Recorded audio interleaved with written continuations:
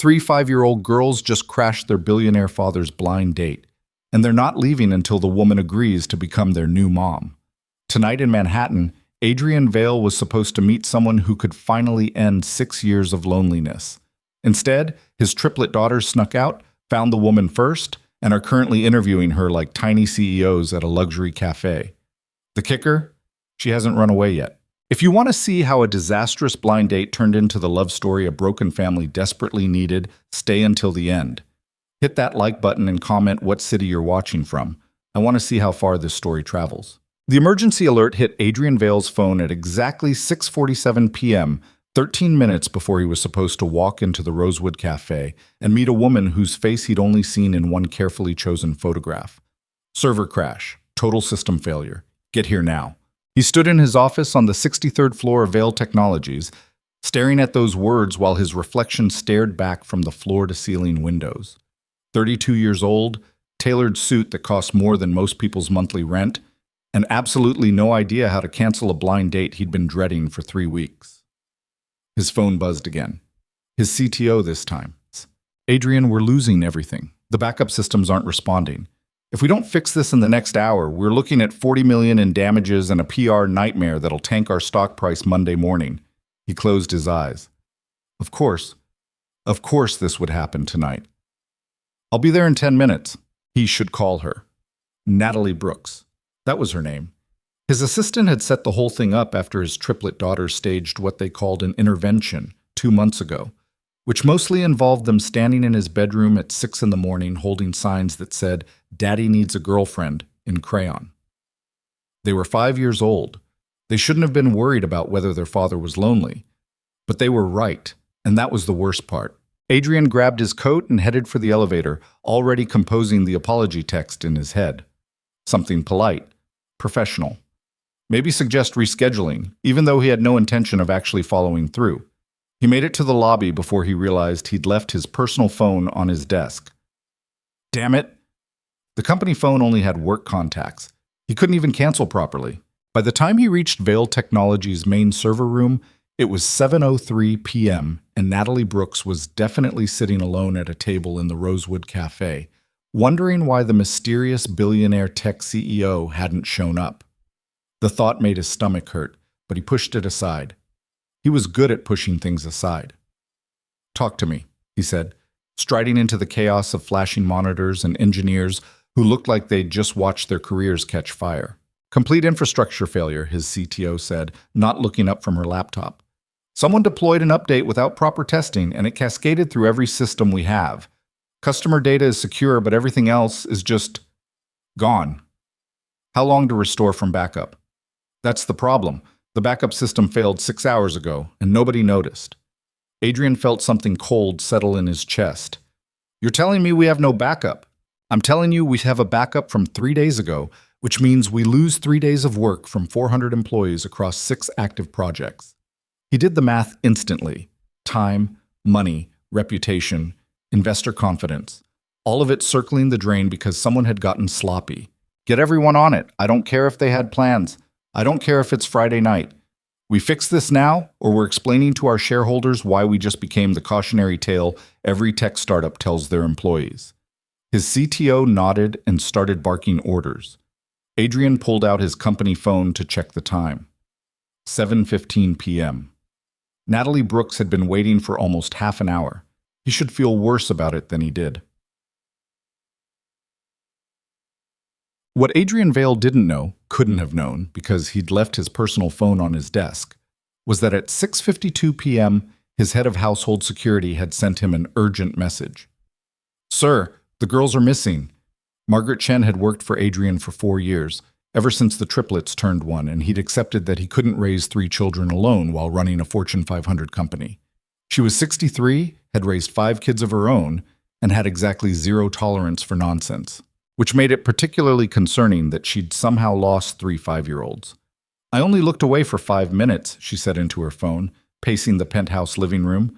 "They said they were playing in Sophie's room. I checked on them at 6:30, and they were fine. When I went back at 6:45, the window was open and they were gone." On the other end of the line, Adrian's personal assistant, a woman named Rachel who'd been with him since he started the company, tried not to panic. Did you check the building security footage? Already on it. They took the service elevator to the parking garage at 6:38. One of the night doormen saw them get into a taxi. A taxi? They're 5 years old. What driver would... They're very convincing when they want to be, Margaret said grimly, and they had cash. I think they've been planning this. Rachel sat down hard in her desk chair. Planning what? I found this on Ellie's bed. She sent a photo. It was a crayon drawing of 3 stick figures in red coats standing next to a table. Across the top in Ellie's careful kindergarten handwriting, "We went to meet Daddy's girlfriend." "Oh no," Rachel said. "Oh no, no, no." "What?" "Adrian had a blind date tonight at the Rosewood Café at 7. There was a long pause.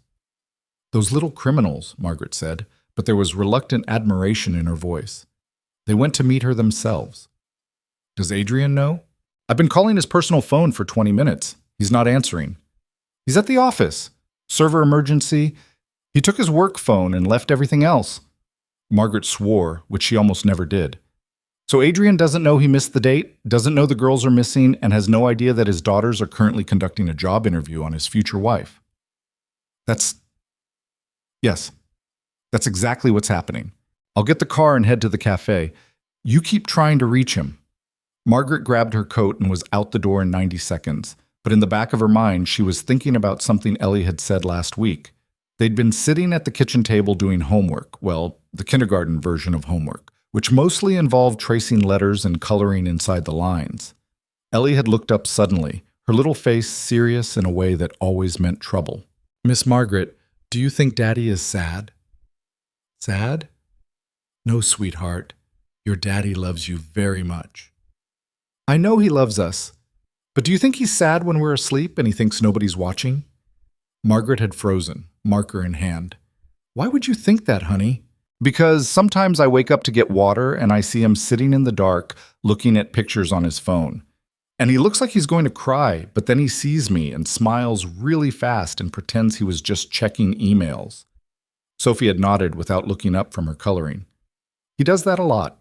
Mia, the quietest of the 3, had added her own observation. "And sometimes he says he's not hungry at dinner, even though we can hear his tummy making noises. He just watches us eat and looks happy sad." "Happy sad?" "Like he's happy we're there, but sad about something else."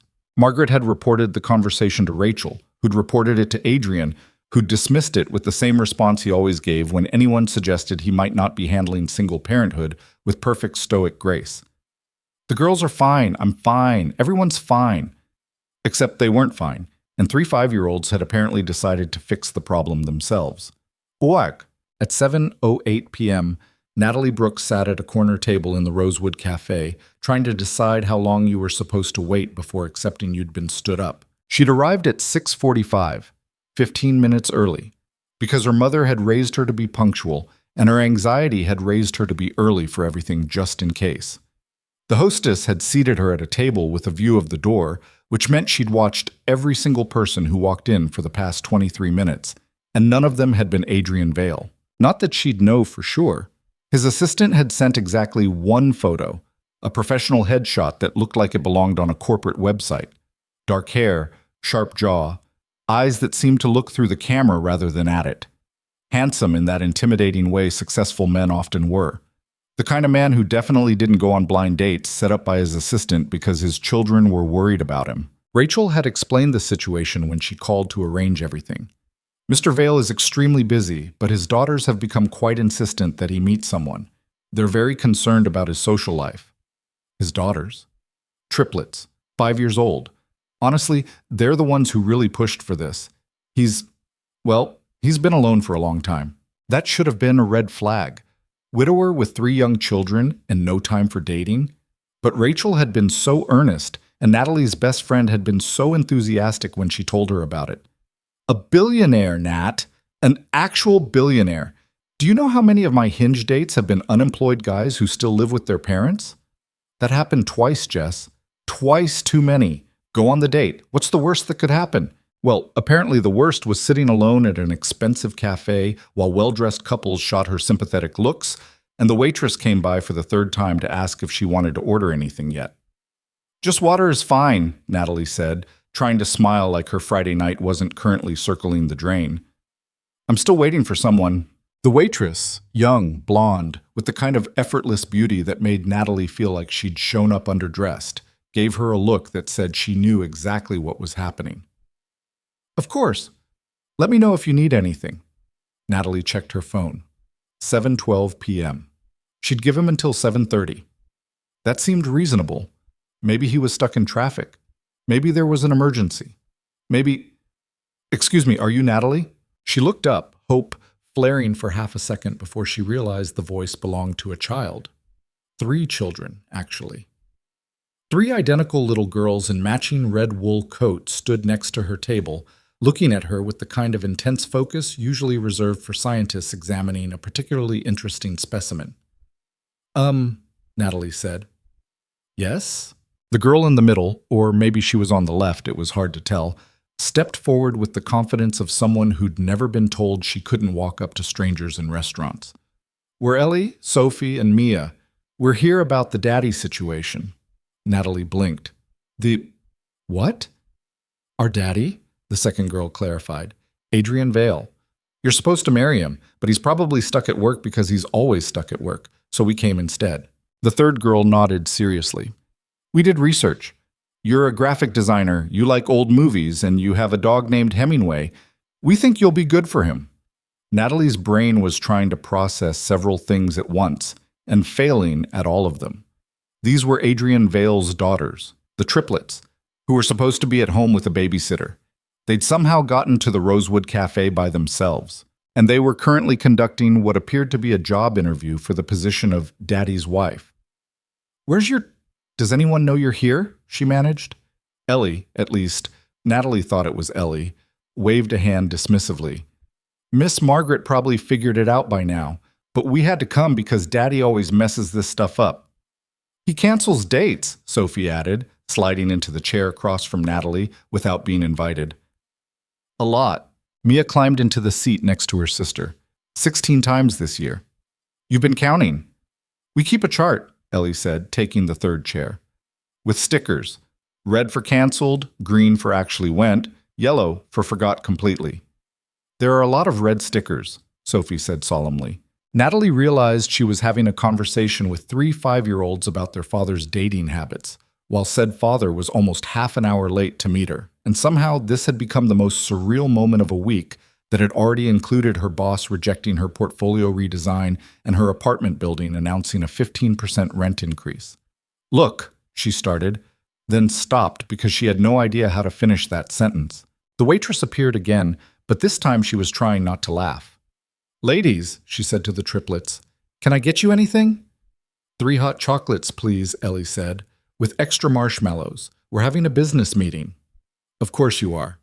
The waitress left, and Natalie found herself looking at 3 pairs of eyes that were definitely Adrian Vale's eyes. Same unusual gray-green color, same unsettling directness. So, Sophie said, folding her hands on the table like a tiny executive, do you want kids? What? Kids. Do you want them? Because we're kids, so if you don't like kids, this isn't going to work. I like kids, Natalie said automatically. But do you want kids of your own someday? Mia pressed. Because Daddy can't have any more babies. He got a surgery after we were born. Something about 3 being enough chaos. A vasectomy, Ellie supplied helpfully.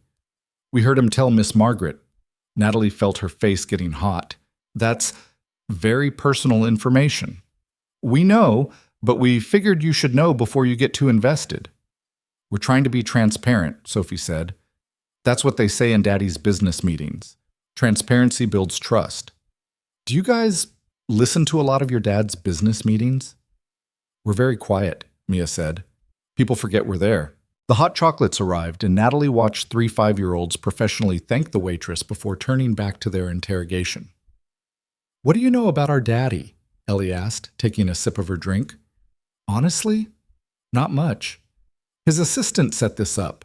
I know he runs a tech company. I know he has you 3. That's about it. The girls exchanged looks. He works too much, Sophie said. Like, way too much. Sometimes he falls asleep at his desk and we have to put a blanket on him. He tries really hard to be a good daddy, Mia added, but he's sad a lot. He thinks we don't notice, but we do. He hasn't been on a real date in 2 years, Ellie said. The last one was with a woman named Victoria, who told him kids should be seen and not heard. He didn't call her again. Good, Natalie said before she could stop herself. All 3 girls smiled. We like you, Sophie declared. You have the right reaction to things. I haven't really done anything except sit here being confused. Exactly. Most people would have told us to go away or called security or something. You're just talking to us. Natalie realized they were right.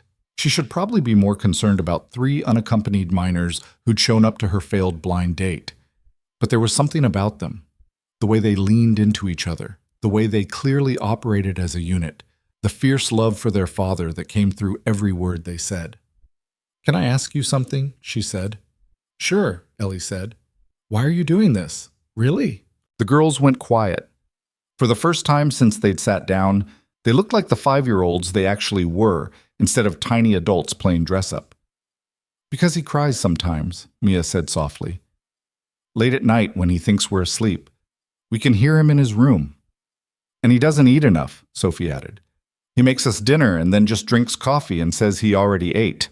And he looks at pictures of our mom on his phone, Ellie finished, even though she left us and didn't come back. Even though she made him sad. He still looks at the pictures like maybe if he stares long enough, she'll explain why she left. Natalie felt something crack in her chest.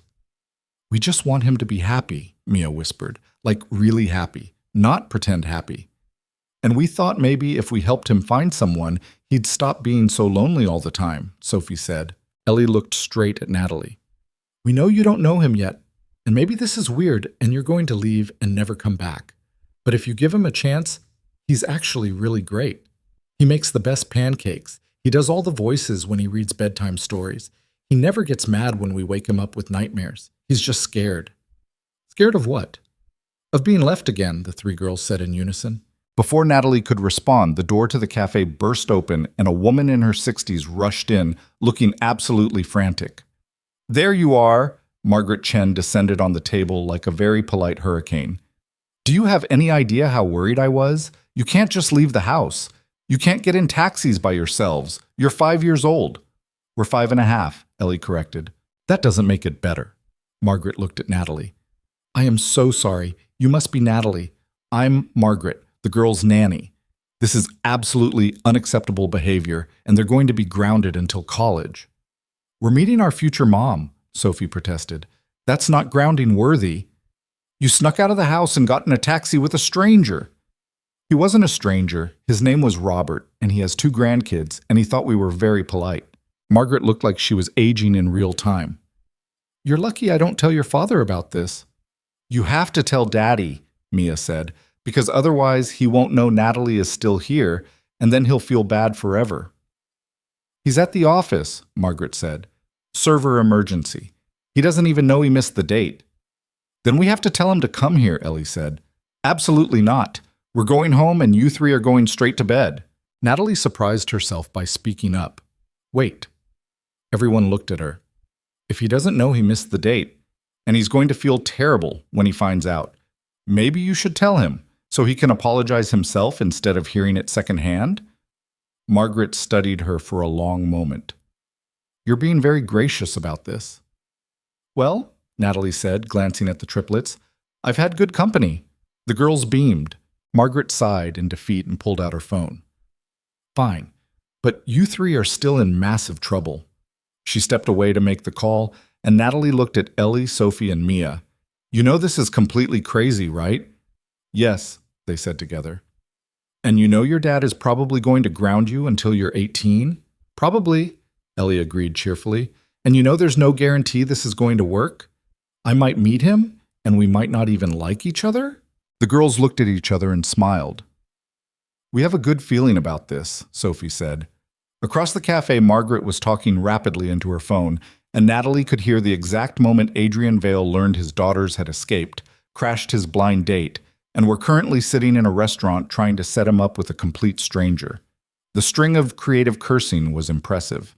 He's coming, Margaret announced, returning to the table.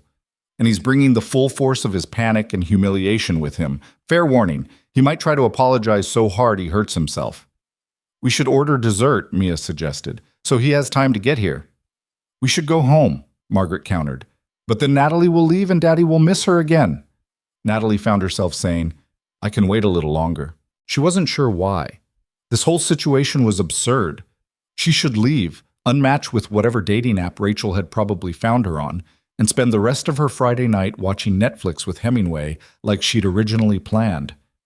But something about these three little girls, their fierce love for their father, their determination to fix his loneliness, the way they'd looked at her like she might be the answer to a question they'd been asking for years, made her want to stay, just to see.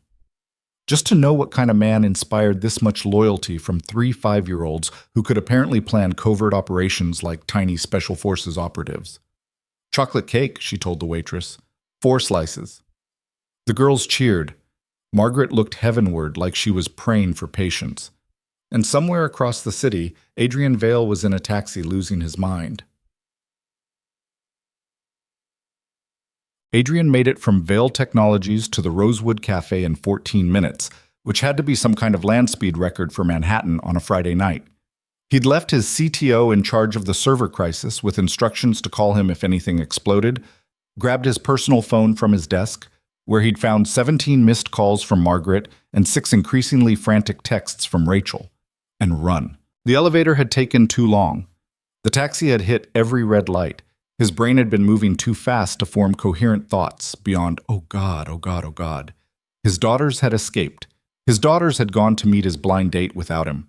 His daughters were currently at the Rosewood Café doing God knows what, while he'd been completely oblivious in a server room. He was going to have a heart attack. He was 32, and he was going to have a heart attack before he even made it to the cafe. Here, the driver said, pulling up to the curb. Adrian threw cash at him and bolted. The Rosewood Café was the kind of place he never came to because it reminded him too much of the life he didn't have. Couples on dates, friends laughing over wine, normal people doing normal things. He crashed through the door and scanned the room wildly. Corner table, red coats. Margaret looking exhausted, and a woman with dark hair and an uncertain smile sitting with his daughters like this was somehow normal. He made it to the table in 6 strides. I am so sorry, he said, the words tumbling out. I have no idea I was at work and there was an emergency and I left my phone and I didn't know I am so incredibly sorry. Natalie looked up at him and he realized with a sharp jolt that the photograph Rachel had sent him had absolutely not done her justice. She had the kind of face that was interesting rather than conventionally pretty. Strong features, expressive eyes, a mouth that looked like it smiled a lot, even though right now it was pressed into a line that could have been annoyance or amusement, or both. Hi, she said. You must be Adrian. Daddy! Ellie launched herself at him, and he caught her on reflex, even though he was absolutely furious with all 3 of them. We found her. We found Natalie, and she's perfect. You snuck out of the house, he said, his voice tight. You got in a taxi. Do you have any idea how dangerous that was? We were very careful, Sophie said, not looking remotely sorry. Careful you can't just... He looked at Margaret. How did this happen? They're very resourceful, Margaret said dryly, and apparently smarter than all of us. Mia tugged on his sleeve. We had to, Daddy. You were going to cancel again. I wasn't going to... He stopped because that was absolutely what he'd been planning to do. That's not the point. The point is you're lonely and we're trying to help, Ellie said. He wanted to argue. He wanted to ground them for 6 months. He wanted to explain that you can't just hijack someone's personal life because you think you know better. But they were looking at him with his own eyes, stubborn, determined, completely certain they'd done the right thing, and he felt something in his chest shift. We should go home, he said finally. All of us. Right now. But Natalie has been incredibly patient, and we've taken up enough of her time. He looked at Natalie, who'd been watching this entire exchange with an expression he couldn't read. I really am sorry. This isn't how I expected tonight to go. I don't think anyone expected tonight to go this way, she said. Can I at least pay for whatever they ordered? And your dinner, Did you eat? Just hot chocolate and cake. Right, okay, I'll take care of it. He was already pulling out his wallet when Natalie said something that stopped him cold. They really love you, you know? He looked at her. I've been sitting here for 45 minutes, and all they've talked about is how great you are. How you make pancakes in funny shapes. How you do voices for bedtime stories. How you never get mad when they have nightmares. She smiled, and it was soft and sad and knowing. They're worried about you. They're 5, he said, like that explained anything. And they're not stupid. They see more than you think. Adrian felt exposed in a way that had nothing to do with his daughter's covert operation and everything to do with the way this woman was looking at him, like she could see straight through the billionaire CEO exterior to the exhausted single father underneath. We really should go, he said. You could stay, Natalie said, for a little while at least, since you're already here. Please, Daddy? Mia asked, just for a few minutes?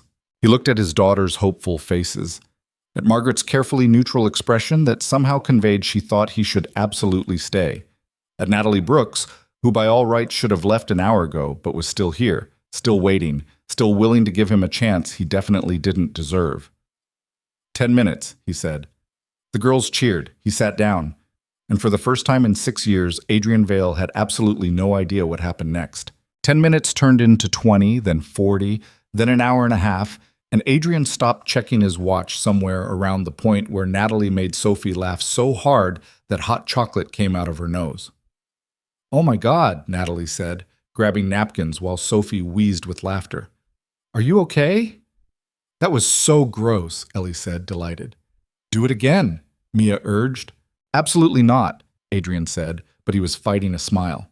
Sophie, stop trying to snort beverages through your nasal cavity. You can't tell me what to do, Sophie said between giggles. You're not the boss of me. I'm literally your father. Technicality. Natalie was wiping Sophie's face with a napkin, completely unfazed by the whole situation, and Adrian realized with a strange little jolt that this was the first time in 6 years he'd seen someone outside their immediate family treat his daughters like they were just kids, instead of tragic figures or accessories to his wealth. Most people did one of two things when they met the triplets. They either got weird and overly sympathetic, poor little motherless girls, such a shame, or they got calculating, seeing 3 small stepping stones to a billionaire's bank account.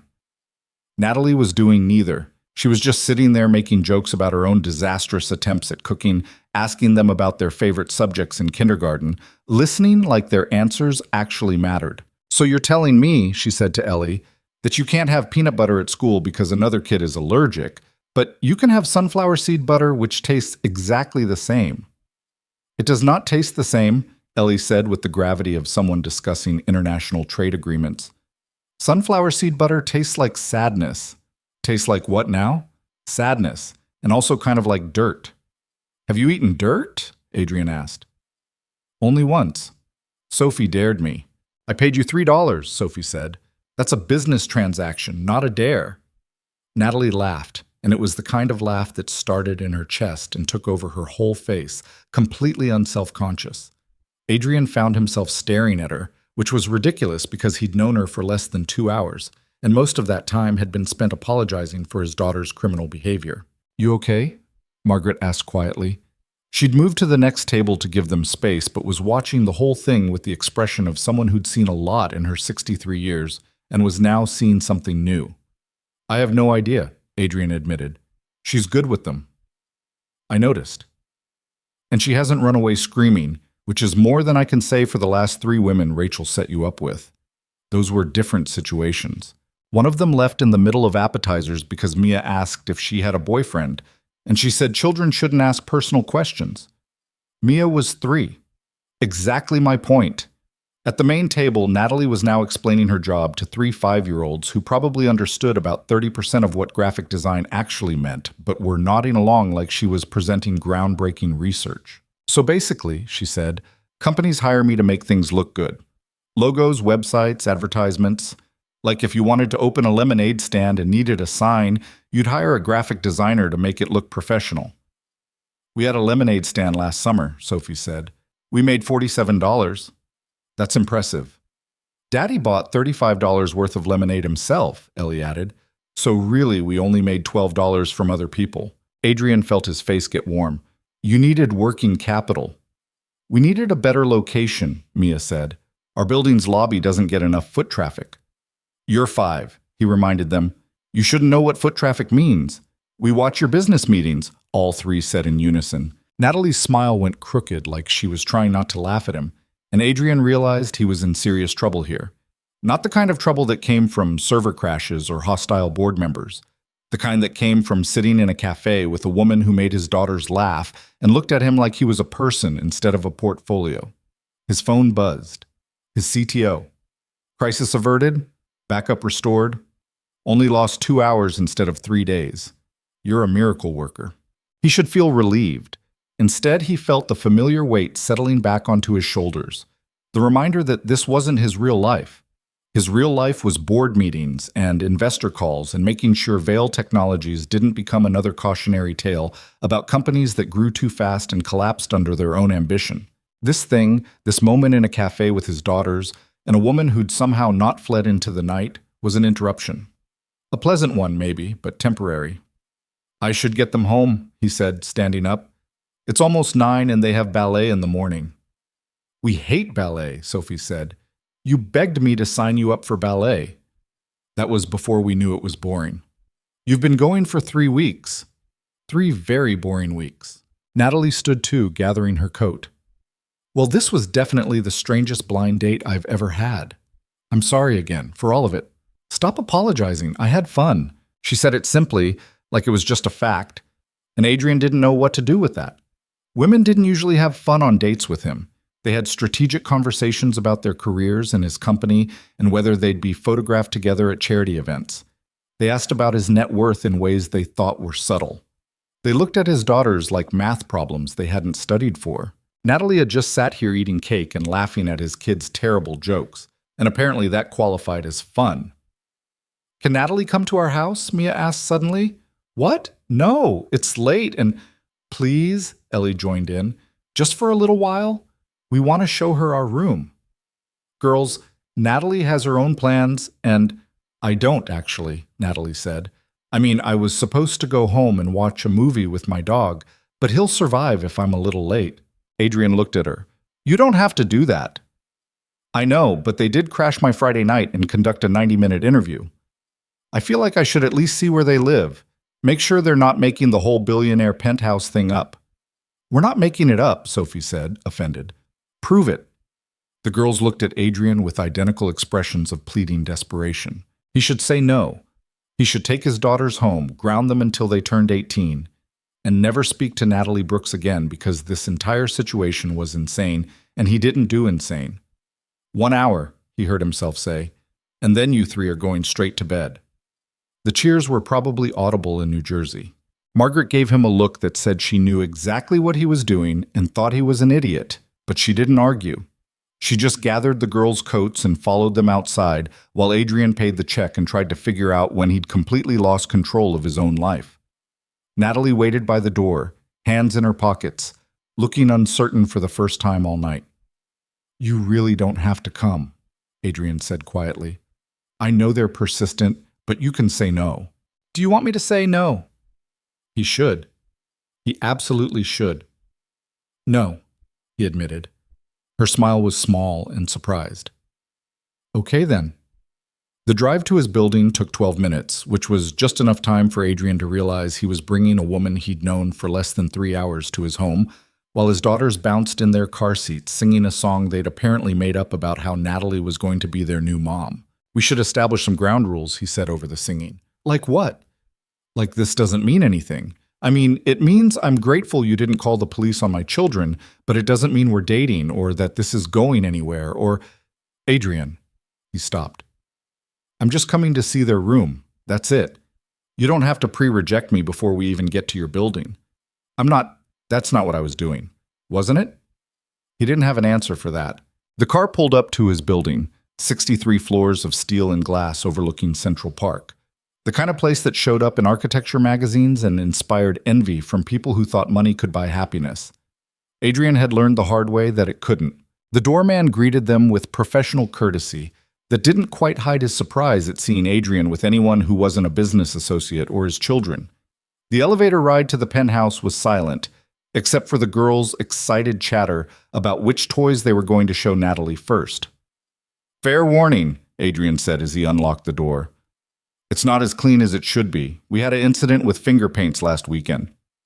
"Mia started it," Ellie said. "Sophie finished it," Mia countered.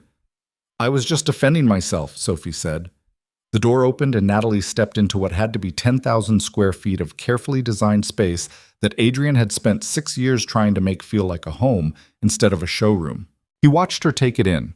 The floor-to-ceiling windows with views of the park, the open-plan living area with furniture that cost more than most people's cars, the kitchen that had been featured in Architectural Digest, but also the crayon drawings on the refrigerator, the pile of sneakers by the door, the Lego structure on the coffee table that was either a spaceship or a dragon, depending on which triplet you asked. "Wow," Natalie said. "I know it's excessive. The previous owner was an investment banker with more money than taste, and I bought it because it's not excessive, it's just big. But you've actually made it feel lived in, which is harder than it sounds." She walked to the refrigerator and studied the drawings. "This one's mine," Ellie said, pointing to a picture of what might have been a family or possibly aliens.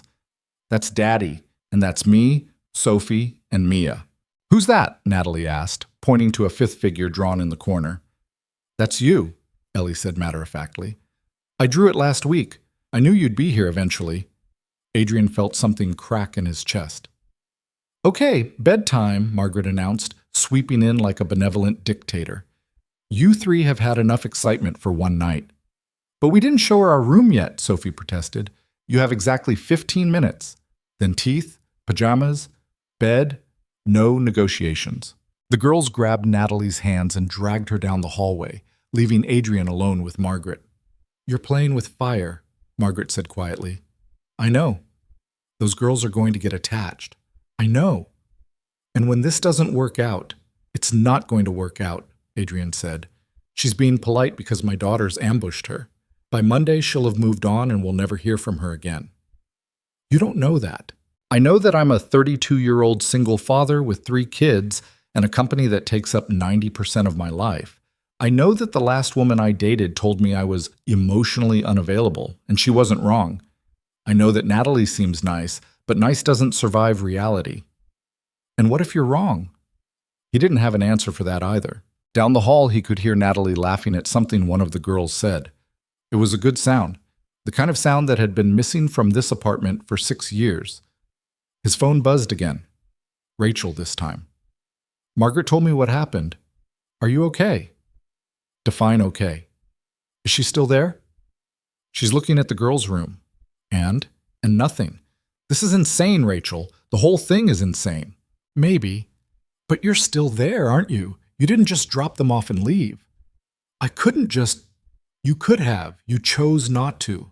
That means something. It means I'm an idiot. Or it means you're finally letting yourself want something besides work and worry." He hung up because he didn't want to hear whatever she was going to say next. 15 minutes later, the girls emerged in pajamas, teeth brushed, faces washed, looking far too pleased with themselves. "Natalie said she'd come to our ballet recital next month," Sophie announced. Adrian looked at Natalie. "You don't have to do that."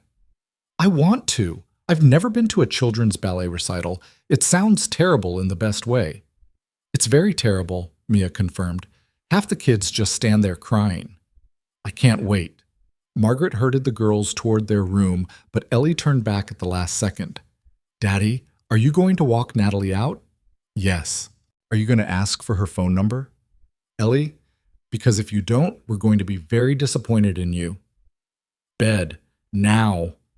The girls disappeared with Margaret, leaving Adrian alone with Natalie in his living room, feeling like he was 17 again and had no idea how to talk to girls. "So," he said. "So," she echoed. "I'm sorry. Again. This whole night has been... If you apologize one more time, I'm going to start thinking you want me to leave." "I don't. I just don't know what I'm doing here." She studied him for a long moment. "Can I ask you something? When was the last time you went on a date that you actually wanted to go on?" The question hit harder than it should have. "I don't remember," he admitted. That's sad. That's realistic. I have 3 kids and a company and about 4 hours of free time per week. Dating isn't exactly a priority. But your daughters think it should be. My daughters are 5. They think ice cream for dinner should be a priority. Do you ever listen to them? About ice cream? No. About anything else? He didn't answer because the answer was complicated. He listened to them about everything, their fears, their dreams, their needs. He'd restructured his entire company around being present for them.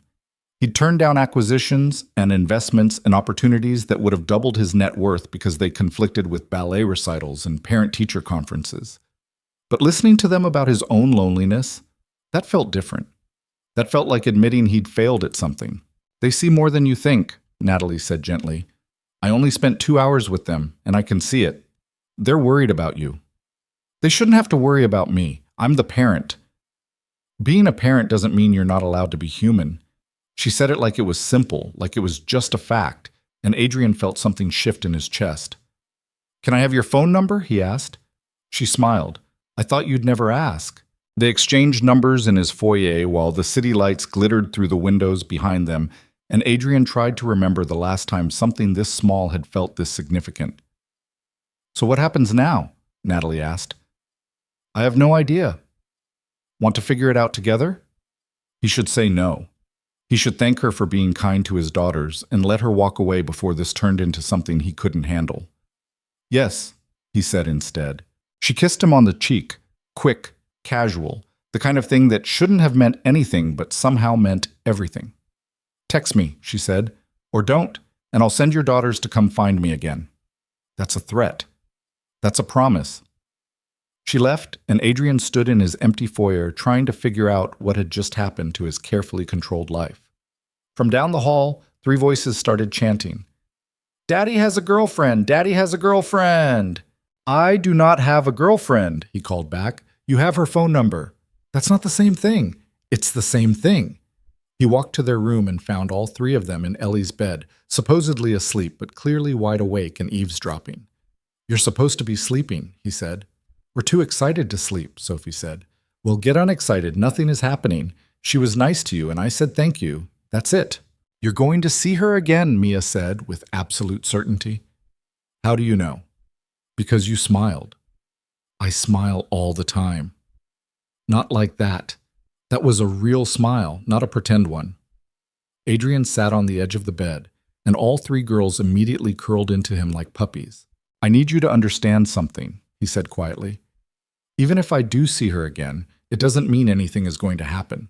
She might decide she doesn't want to date someone with 3 kids, or I might decide I don't have time for a relationship, or we might just not work out. But you're going to try, Ellie asked. Maybe. That's all we wanted, Sophie said, for you to try. He kissed their foreheads and tucked them in properly, turning off the lights and closing the door even though he knew they'd be out of bed, and conferring in whispers within 5 minutes. Back in the living room, Margaret was waiting with her coat and her purse and the expression of someone who had opinions.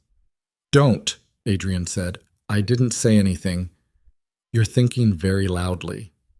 I'm thinking that was the first time I've seen you look happy in 6 years. I'm happy all the time. You're content. You're functional. You're handling things. But happy? Actually happy? That's different. She left before he could argue, and Adrian was alone in his enormous apartment with the city stretched out below him and Natalie Brooks' phone number in his contacts. He should go to bed. He should forget this whole night happened. He should focus on being the father his daughters needed and the CEO his company required and stop entertaining ideas about things that couldn't possibly work. He texted her instead. Thank you for tonight.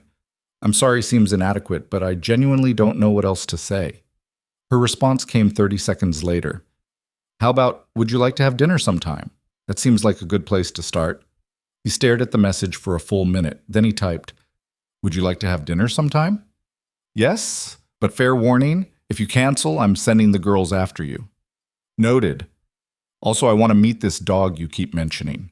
Hemingway would love that. He's very good with strangers who show up uninvited to my life. I didn't show up uninvited. Your daughters literally dragged me here. Technically, you could have said no. Technically, I didn't want to. Adrian sat on his couch with his phone in his hand and let himself feel something he hadn't felt in years. Hope. It was terrifying. 3 weeks later, he picked Natalie up for their first real date. No triplets, no emergencies, no interruptions. Just dinner at a restaurant that didn't serve hot chocolate and didn't allow children under 12. She wore a blue dress that made her eyes look darker. And when she opened the door to her apartment, Hemingway, an enormous brown mutt with one ear that flopped and one that stood up, immediately tried to climb into Adrian's lap. "He likes you," Natalie said. "That's a good sign. Or he's just hoping I'll feed him." Also possible. They made it through appetizers before his phone rang. He ignored it. It rang again. He ignored it again. "You can answer," Natalie said. "It's fine. Adrian, I'm dating a CEO with 3 kids. I know what I signed up for. Answer your phone." It was Margaret. "Mia has a fever. Nothing serious, but she's asking for you. I'll be home in 20 minutes. He looked at Natalie, apology already forming, but she was already standing and grabbing her coat. "Let's go," she said. "You don't have to... One of your kids is sick. Of course I'm coming."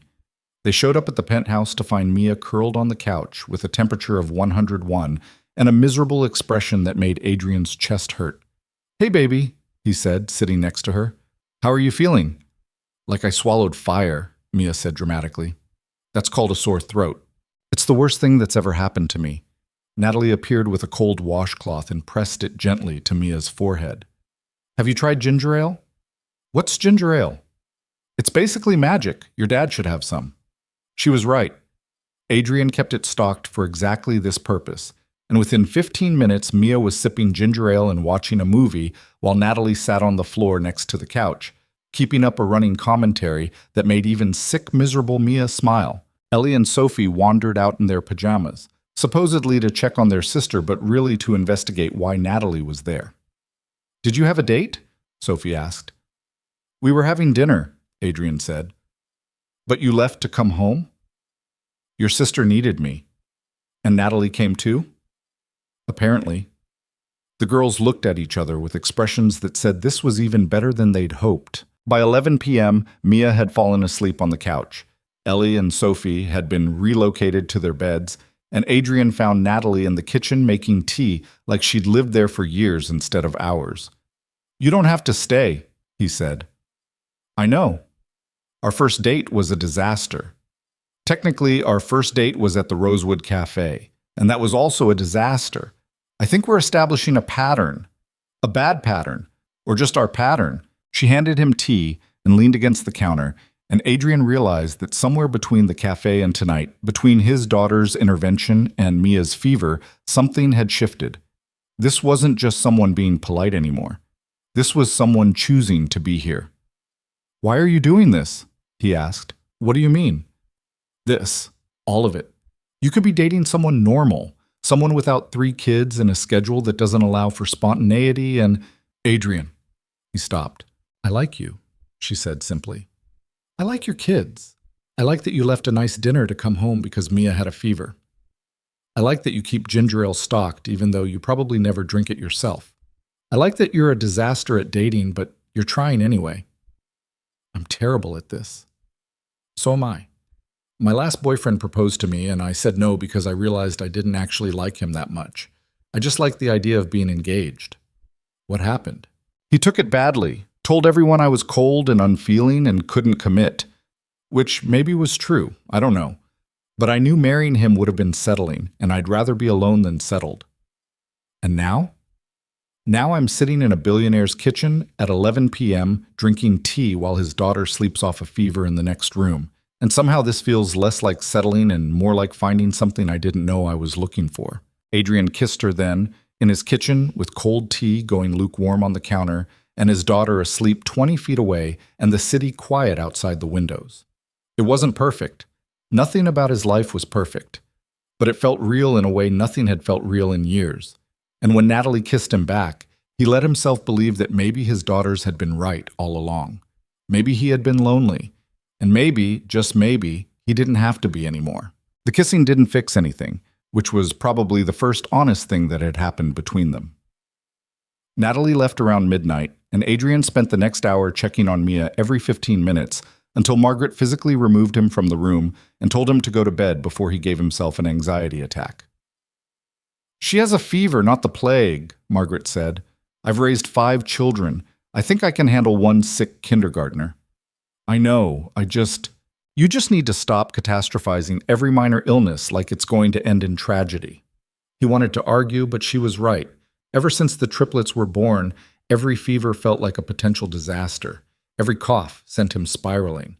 He'd gotten better at hiding it over the years, but the fear never actually went away. Margaret's expression softened.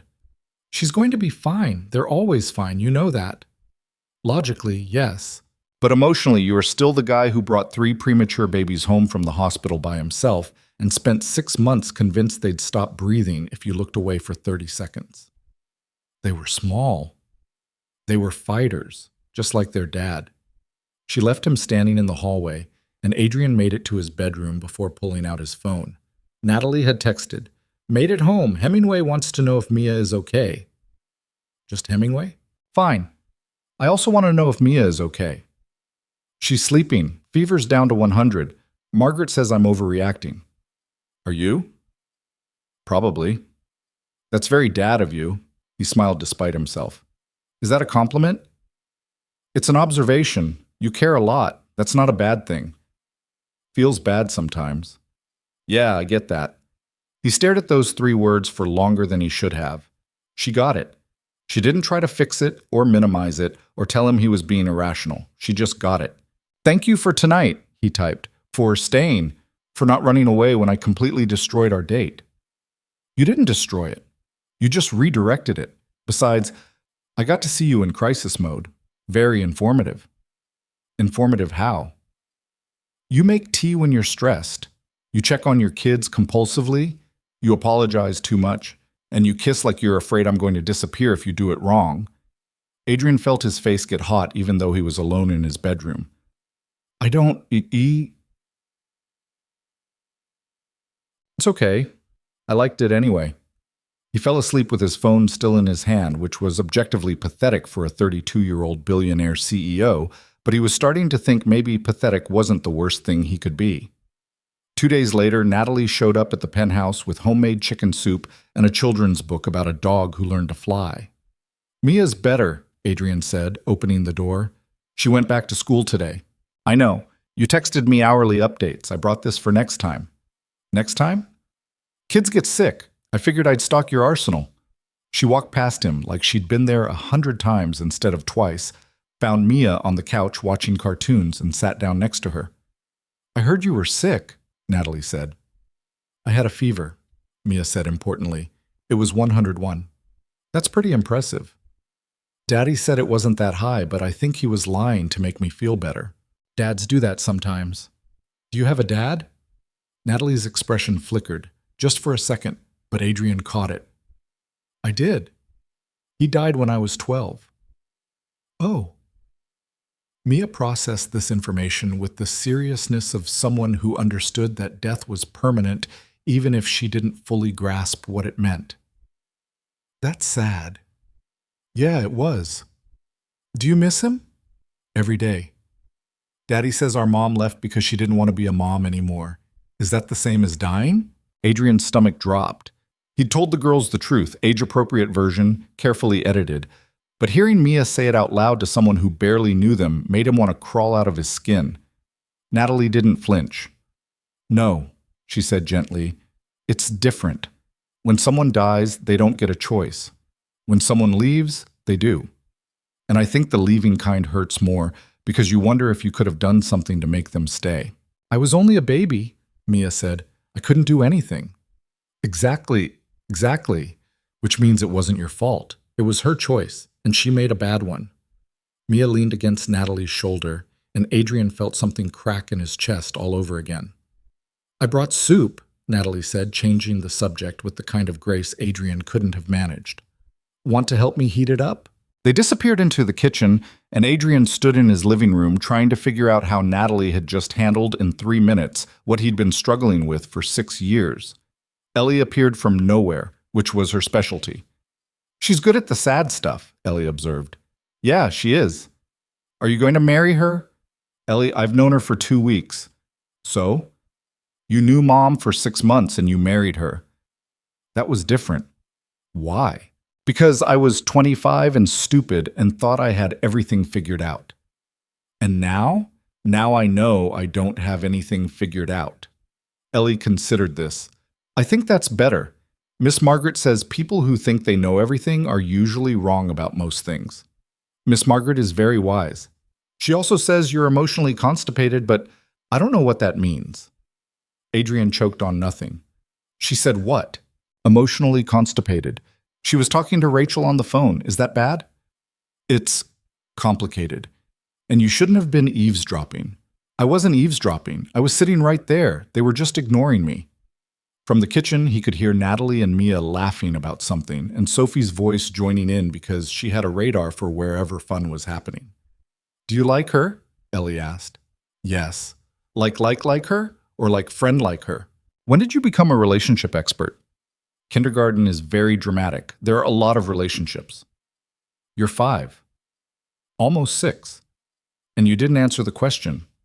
Adrian looked at his daughter, this tiny person who saw too much and felt too much, and somehow always knew exactly what to ask to make him uncomfortable.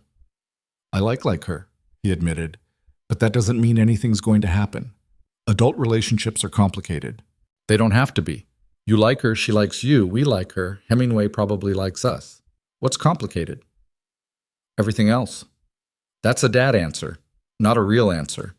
She skipped off toward the kitchen before he could respond, leaving Adrian alone with the uncomfortable realization that his 5-year-old had just called him out for being emotionally avoidant. Margaret appeared in the doorway like a vengeful ghost. Did Ellie just tell you I called you emotionally constipated? She did. I'm not apologizing, you are. I'm working on it. Work faster. That girl in there is good for you. Don't screw it up. She left before he could defend himself, which was probably for the best because he didn't have a defense. That night, after Natalie had gone home and the girls were asleep and the apartment was quiet, Adrian sat in his office and did something he hadn't done in 2 years. He opened the locked drawer in his desk and pulled out the envelope. Inside were 3 things: his and Jessica's marriage certificate, the divorce papers she'd sent from wherever she'd run off to, and a single photograph of the 4 of them in the hospital the day the triplets were born. Jessica looked exhausted and beautiful and absolutely terrified. Adrian looked young and overwhelmed and like he had no idea what he was doing. The babies looked like tiny aliens wrapped in hospital blankets. He'd loved her. That was the thing nobody understood. He'd loved her completely, desperately, the way you love someone when you're 25 and convinced that love conquers everything. And then the babies came, and she'd looked at him with something like horror and said, I can't do this. Can't do what? Any of it. Them. Us. This life you want where we're a perfect family and everything works out fine. I can't be that person. You haven't even tried. I don't want to try. I want to be 26 and traveling and figuring out who I am, not stuck in an apartment with 3 screaming babies and a husband who thinks playing house is enough. They're our children. They're your children. I never wanted this. She'd left 3 weeks later.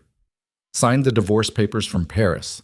Sent money occasionally, but never called, never asked about the girls, never once looked back at the family she'd walked away from. Adrian had spent the first year convinced she'd come back. The second year angry that she hadn't. By the 3rd year, he'd accepted that she was gone and started building a life without her. But he'd never stopped being terrified that everyone he loved would eventually leave the same way. His phone buzzed. Natalie. Random question. Do you like mini golf? I've never been mini golfing. How is that possible? You're 32 years old. I was busy building a company and raising children. That's a terrible excuse. We're going mini golfing. When? Saturday? You, me, the girls? I'm going to destroy all of you. That's very confident. I was mini golf champion at my summer camp 3 years running. I don't mess around. Adrian smiled despite himself. The girls have ballet at 9. We'll go after. Noon work? Yeah, that works. Good. Prepare to lose. He put the photograph back in the envelope and locked it away again. Maybe Margaret was right. Maybe he was emotionally constipated. Maybe he spent too much time holding on to the past and not enough time letting himself have a present. But Saturday at noon, he was going mini golfing with a woman who made his daughters laugh and his chest feel less tight, and maybe that was enough for now. Saturday turned out to be chaos in the best way. Natalie picked them up in a car that was about 15 years old and had a bumper sticker that said, "My other car is also a piece of junk," which made Sophie laugh so hard she got hiccups. "This is your car?" Adrian asked, trying not to sound judgmental and absolutely failing. "Don't car shame me. Beatrice is a classic." "Beatrice?" "She's named after my grandmother, also stubborn, also falling apart, also refuses to die." "I like her," Mia declared from the back seat. They drove to a mini golf place in Brooklyn that Adrian had definitely never heard of, which made sense because it was the kind of place that catered to birthday parties and first dates, not billionaire CEOs and their children. "Oh my God," Ellie breathed, staring at the enormous windmill that dominated the first hole. "This is the best place I've ever seen." "And I'm about to be the best player you've ever seen," Natalie said, grabbing a putter. "Who's ready to lose?" "You're going down," Sophie said with the absolute confidence of someone who'd never played mini golf in her life. They didn't go down. They got destroyed. Natalie sank a hole-in-one on the windmill, somehow banked a shot off a plastic alligator on hole 7, and finished with a score that would have been impressive for an adult league, let alone a casual Saturday afternoon. Adrian came in dead last, mostly because he spent half the time helping Mia line up her shots, and the other half watching Natalie trash-talk his 5-year-olds like they were professional athletes. "That's a weak stance, Ellie. You're leaving yourself open on the left." "I'm 5. Excuses are for losers." "You're mean." "I'm competitive. There's a difference." But she said it while grinning, and Ellie was grinning back, and Adrian realized with a strange jolt that this was what happiness looked like. Not the carefully constructed version he'd been performing for 6 years, not the everything's fine mask he wore at board meetings and parent-teacher conferences, just actual, messy, imperfect happiness. After mini golf, they got ice cream from a truck that had definitely seen better days, and the girls spent 20 minutes debating whether Superman could beat Batman in a fight, while Natalie argued passionately for Wonder Woman. "She's the obvious choice," Natalie said. "She has an invisible jet." "Batman has money," Sophie countered. "Superman has super strength. Wonder Woman has a lasso that makes people tell the truth. She could just lasso both of them and make them admit she's better." "That's cheating," Ellie said. "That's strategy." Adrian watched this debate unfold while eating ice cream that was melting faster than he could keep up with. And somewhere around the point where Mia suggested they all team up and fight a dinosaur instead, he realized he was in serious trouble. Not the business kind, not the single-parent kind, the falling in love kind, which was objectively insane because it had been 3 weeks, and you couldn't fall in love with someone in 3 weeks, except apparently you could if that someone showed up to your daughter's fever with homemade soup and defended Wonder Woman with the passion of a trial attorney. "You okay?"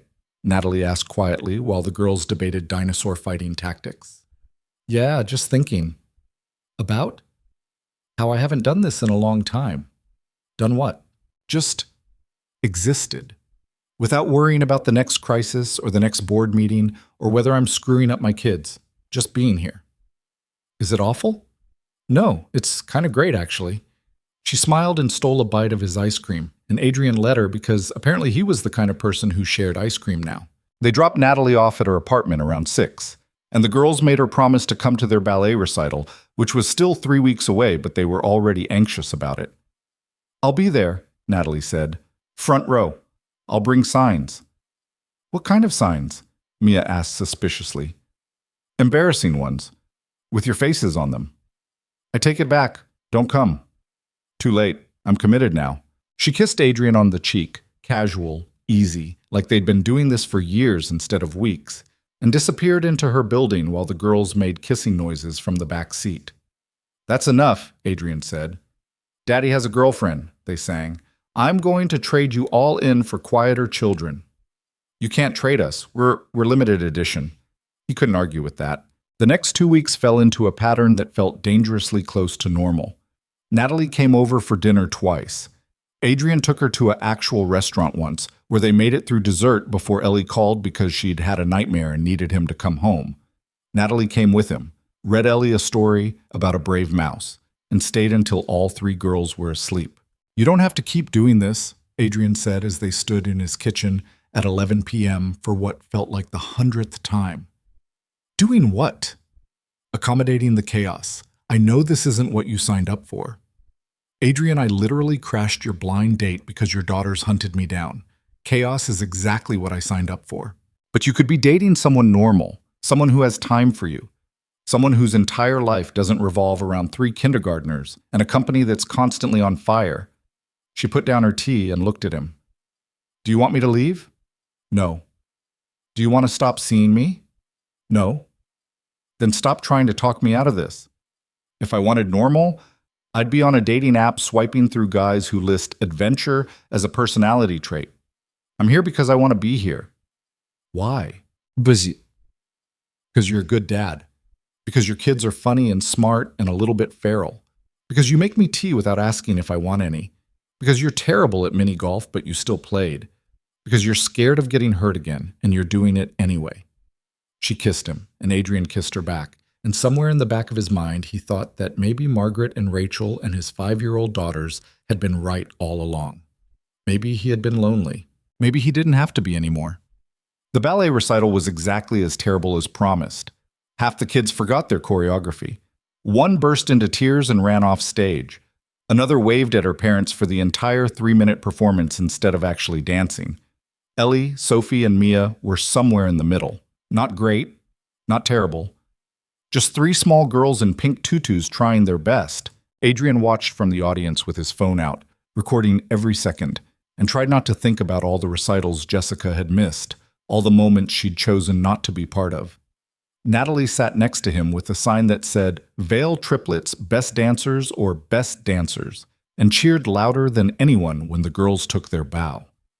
Afterward, in the chaos of the lobby, with 25 kindergartners hopped up on juice boxes and performance adrenaline, Mia grabbed Natalie's hand. Did you see me? She asked. I saw you. You were amazing. I messed up the turn. I didn't notice. Really? Really? You were too busy being graceful and perfect. Mia beamed, and Adrian felt that crack in his chest widen a little more. They went for pizza after because that's what you did after dance recitals. And the girls spent the entire meal reenacting their performance with increasingly elaborate embellishments. And then I did a triple spin. You did a single spin and almost fell over, Ellie corrected. It was spiritually a triple spin. That's not how spins work. Natalie laughed and stole a slice of Adrian's pizza, and he realized that somewhere in the past month and a half, this had stopped feeling temporary. It felt like something real, something that could last, something that terrified him completely. You're thinking too loud, Natalie said quietly while the girls argued about pizza toppings. Am I? You get this look. Like you're doing math in your head, but the numbers don't add up right. That's surprisingly accurate. What are you trying to calculate? Whether this is real, whether it's going to last, whether I'm setting myself up for another disaster. And what's the answer? I don't know. I don't have enough data. That's a very CEO answer. It's the only answer I have. She took his hand under the table, lacing their fingers together. How about this? Stop calculating. Just be here, with me, with them, and we'll figure out the rest as we go. It sounded too simple. It sounded like the kind of advice people gave when they didn't understand how quickly things could fall apart. But Adrian squeezed her hand back and said, Okay. That night, after Natalie had gone home and the girls were in bed, Sophie appeared in his doorway. Can't sleep? Adrian asked. I was thinking. About? When's Natalie going to move in? Adrian nearly dropped his phone. What? She's here all the time anyway, and she has a tiny apartment with no room for Hemingway to run around. She should just live here. Sophie, that's not how relationships work. Why not? Because people don't just move in together after 6 weeks. Why not? She asked again. Because it's too fast. Because we barely know each other. Because you're scared. Adrian stopped. Sophie climbed onto his bed and sat cross-legged next to him. Miss Margaret says you're scared of being left again. Is that true? Miss Margaret talks too much. Is it true? He sighed. Yeah, it's true. But Natalie's not Mom. I know that. So why are you treating her like she's going to leave? I'm not. You are. You keep saying things like you don't have to stay and you could be dating someone normal, like you're giving her permission to go. But she doesn't want permission. She just wants you to stop being weird about it. Since when did you become a relationship therapist? Since I started paying attention. Sophie leaned against his shoulder. I like her, Daddy. We all do. And I think you do too. So maybe stop trying to mess it up. I'm not trying to mess it up. You're not trying not to mess it up. That's different. She kissed his cheek and padded back to her room, leaving Adrian alone with the uncomfortable realization that he'd just been psychoanalyzed by a 5-year-old. He texted Natalie. My daughter just told me I'm self-sabotaging. Which one? Sophie. She's not wrong. That's not helpful. Do you want helpful, or do you want me to lie and say you're doing great? Maybe something in between.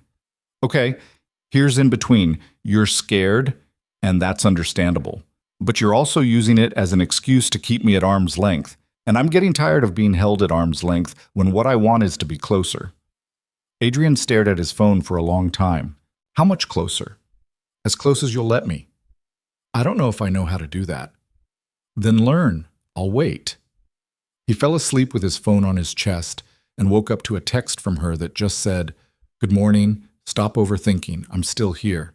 And for the first time in 6 years, Adrian let himself believe that maybe she would be. Learning turned out to be harder than Adrian expected, mostly because he'd spent 6 years building walls and had no idea how to take them down without the whole structure collapsing. The first real fight happened 3 weeks after the ballet recital, on a Tuesday night when Adrian was supposed to have dinner with Natalie but got stuck in an emergency board meeting that ran until 9:30. He texted her at 7. Running late. 30 minutes? At 8. Still in meeting. Maybe 45 minutes? At 9. This is taking longer than expected.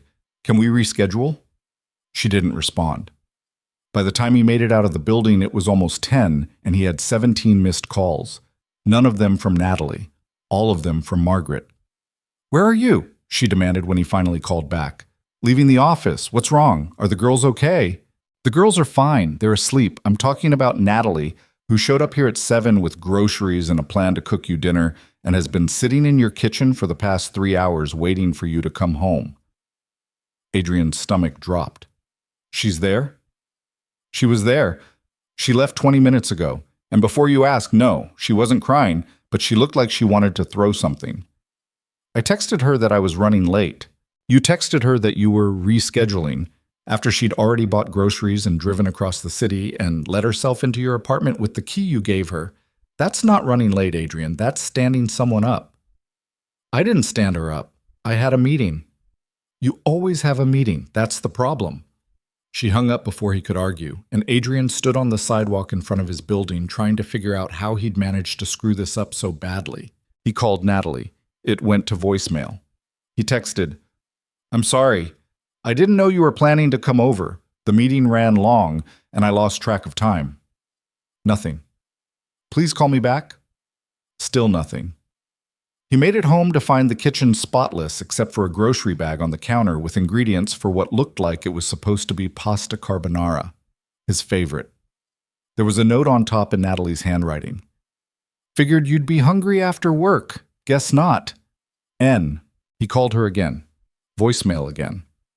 This time he left a message. I'm an idiot. I know I'm an idiot. I should have called instead of texting. I should have told the board to wait. I should have done 100 things differently. Please call me back so I can apologize properly. She didn't call back that night, or the next morning. By Wednesday afternoon, Adrian was starting to panic in a way that felt uncomfortably familiar. The same tightness in his chest he'd felt 6 years ago when Jessica stopped answering his calls. You're spiraling, Rachel said, appearing in his office doorway with coffee and judgment. I can see it from across the building. I'm not spiraling. You've checked your phone 47 times in the past hour. That's spiraling. She won't answer. Because you stood her up. I didn't. Margaret already gave me this speech. Good. You need to hear it multiple times. You messed up. I know I messed up. I'm trying to apologize. So stop trying over the phone and go to her apartment.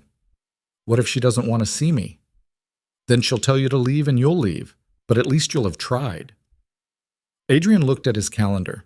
Back-to-back meetings until 6, a conference call at 7, a presentation to review before tomorrow's investor pitch. He canceled all of it. Rachel smiled. Look at you, learning. Natalie's apartment was in a building that had probably been nice in the 70s and was now just holding on through sheer stubbornness. Fourth floor walk-up, no elevator, wallpaper that looked like it was older than Adrian. He knocked on her door at 3:30 in the afternoon, holding flowers he'd bought from a bodega on the corner because the fancy florist was 20 blocks away, and he didn't trust himself not to lose his nerve. She answered wearing paint-stained sweatpants and a t-shirt that said, "I'm not arguing, I'm just explaining why I'm right." And she did not look happy to see him. "What are you doing here?" she asked, apologizing, in person, because Rachel said texting wasn't enough and Margaret said, "I'm emotionally constipated and I think they're both right." "Did you cancel meetings to come here?" "All of them." Something flickered in her expression, but she didn't move from the doorway. "You didn't have to do that." "Yeah, I did. Can I come in?" She hesitated, then stepped back. The apartment was small, probably 800 square feet total, but she'd made it feel like home in a way his penthouse never quite managed. Art on every wall, most of it her own work, books stacked on shelves and side tables, a massive dog bed in the corner where Hemingway was currently sprawled out like he'd never moved in his life. "Nice place," Adrian said. "It's a shoebox." "It's nice." She crossed her arms. "Why are you here, Adrian?" "Because I screwed up. I should have called you instead of texting. I should have left the meeting. I should have done literally anything except what I did, which was treat you like you were low priority. I'm not mad that you had a meeting." "Then what are you mad about?" "I'm mad that you gave me a key to your apartment and told me to make myself at home, but apparently that only counts when it's convenient for you. I'm mad that I spent 3 hours cooking dinner and the whole time I felt like an idiot for assuming you'd actually show up. I'm mad that this is the third time in 2 months you've canceled plans at the last minute because work is always going to come first. That's not fair. You know I have a company to run. I know you use your company as an excuse to keep people at a distance." The words hit like a physical blow. "That's not what I'm doing, isn't it? Every time we get close, you find a reason to pull back. A meeting, a crisis, a board call that absolutely can't wait.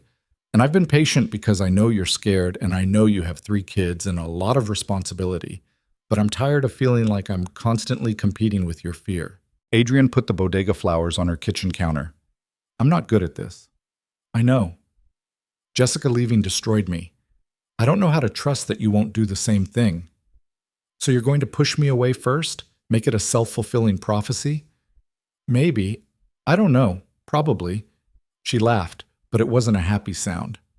"At least you're honest. I don't want to lose you." "Then stop acting like you've already lost me. Stop treating every dinner like it might be our last. Stop canceling plans because you're too afraid to actually show up. Just be here. Actually be here.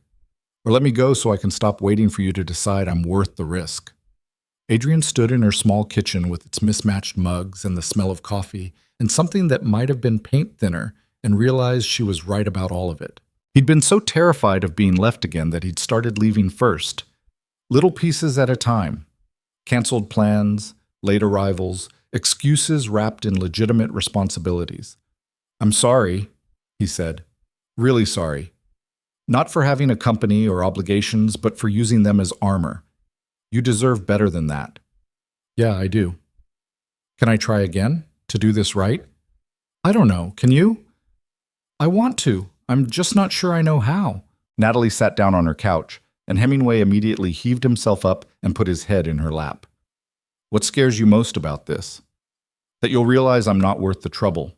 3 kids, a schedule that barely exists, emotional baggage that has its own zip code. Eventually you'll get tired of accommodating all of that and you'll leave. And you think pulling away now will hurt less than being left later?" "I don't know. Maybe." "Well, it won't. It'll just hurt for longer." Adrian sat down next to her, keeping a careful distance because he didn't know if he was allowed closer yet. "I brought groceries back to your place," Natalie said quietly. "I had this whole plan. I was going to make dinner and surprise you, and maybe we'd finally have one evening that didn't end with you running off to handle some crisis. And then you texted that you were rescheduling, and I just sat there feeling stupid." "You're not stupid." "I felt stupid, like I'd misread the whole situation.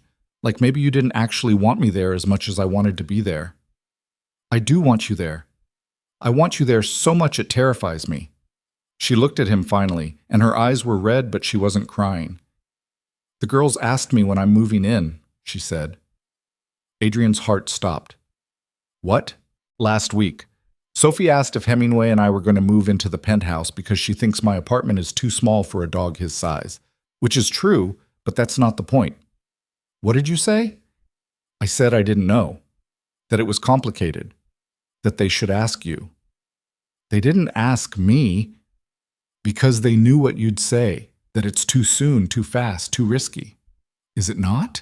Probably, but I've been thinking about it anyway, about what it would be like to wake up in your apartment every morning instead of driving across the city, about having dinner with you and the girls every night instead of just twice a week, about being part of your life instead of just visiting it.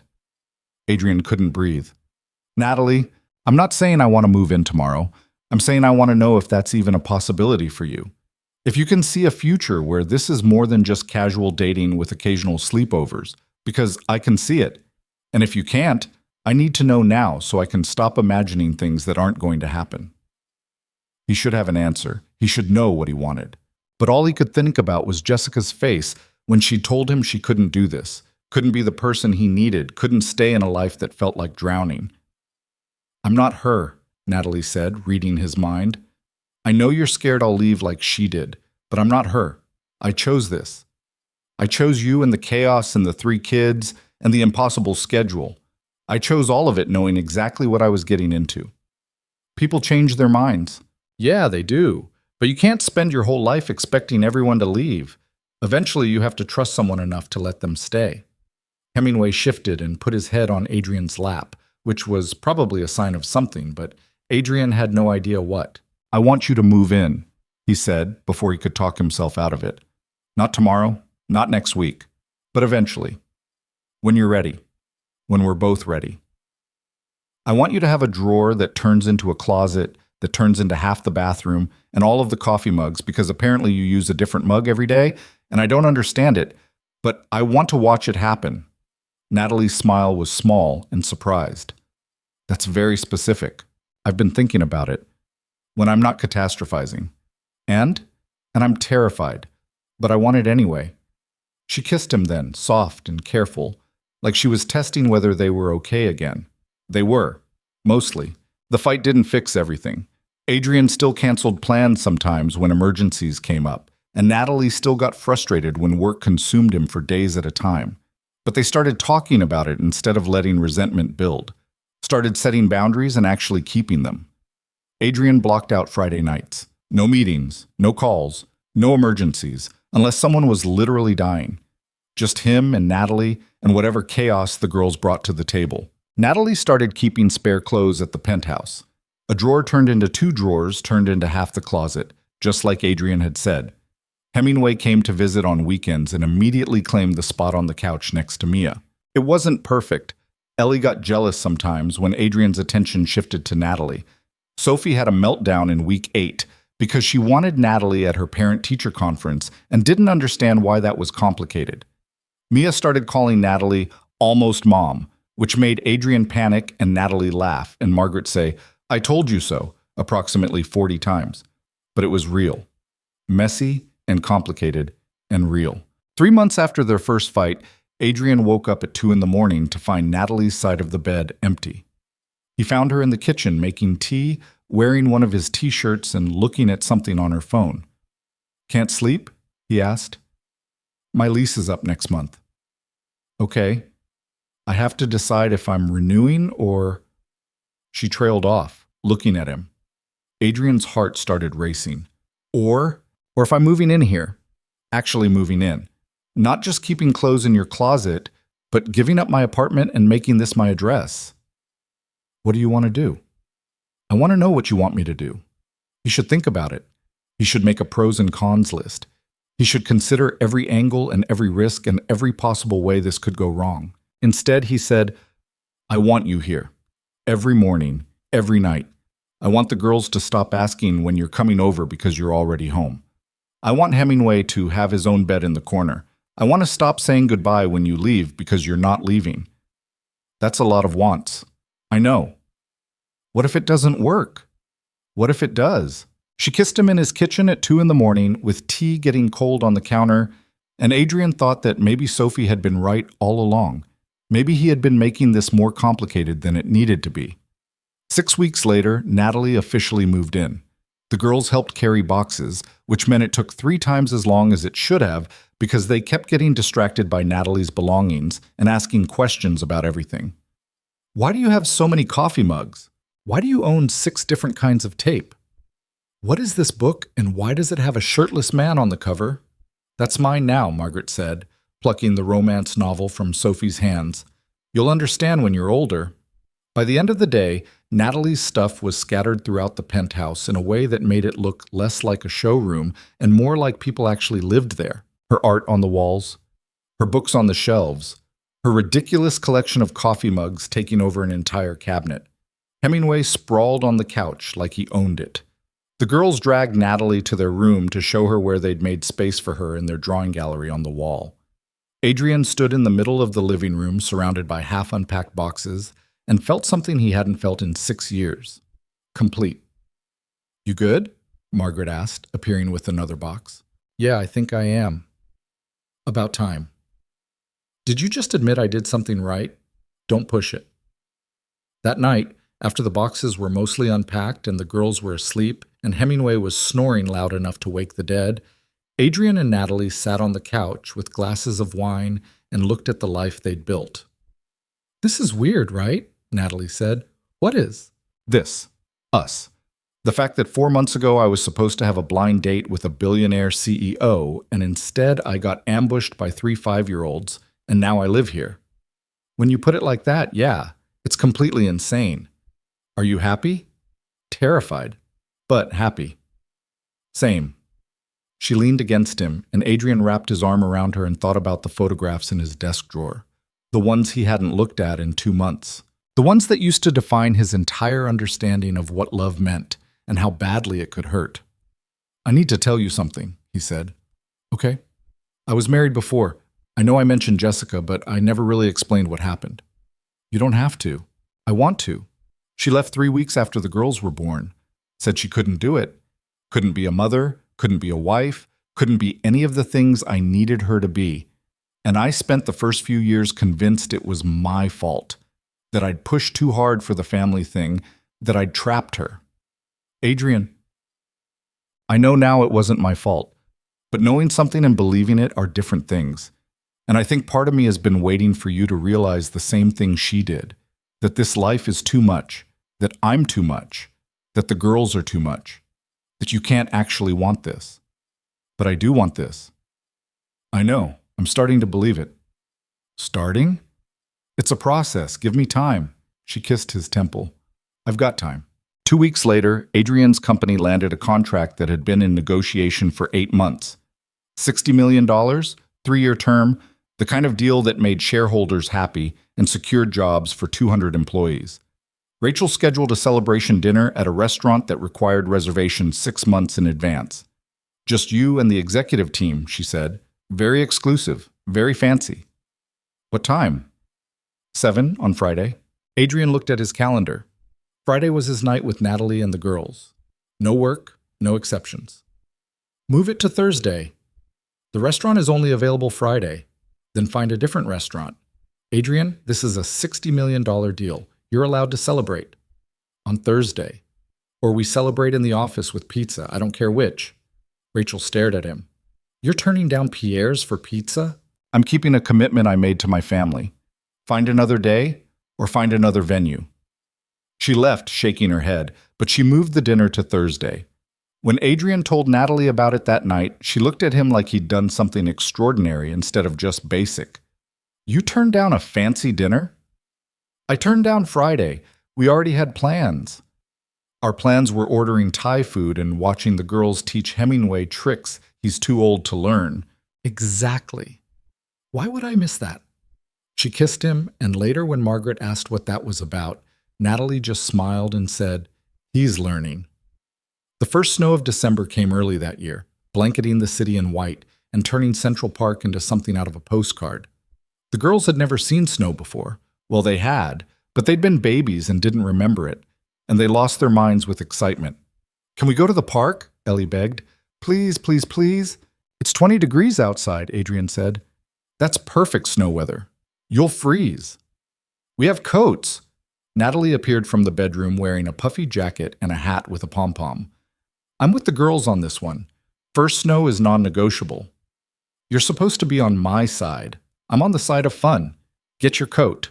They spent 2 hours in Central Park building a snowman that looked more like a snow blob and having a snowball fight that the girls absolutely dominated because they had no concept of fair play and ganged up on Adrian mercilessly.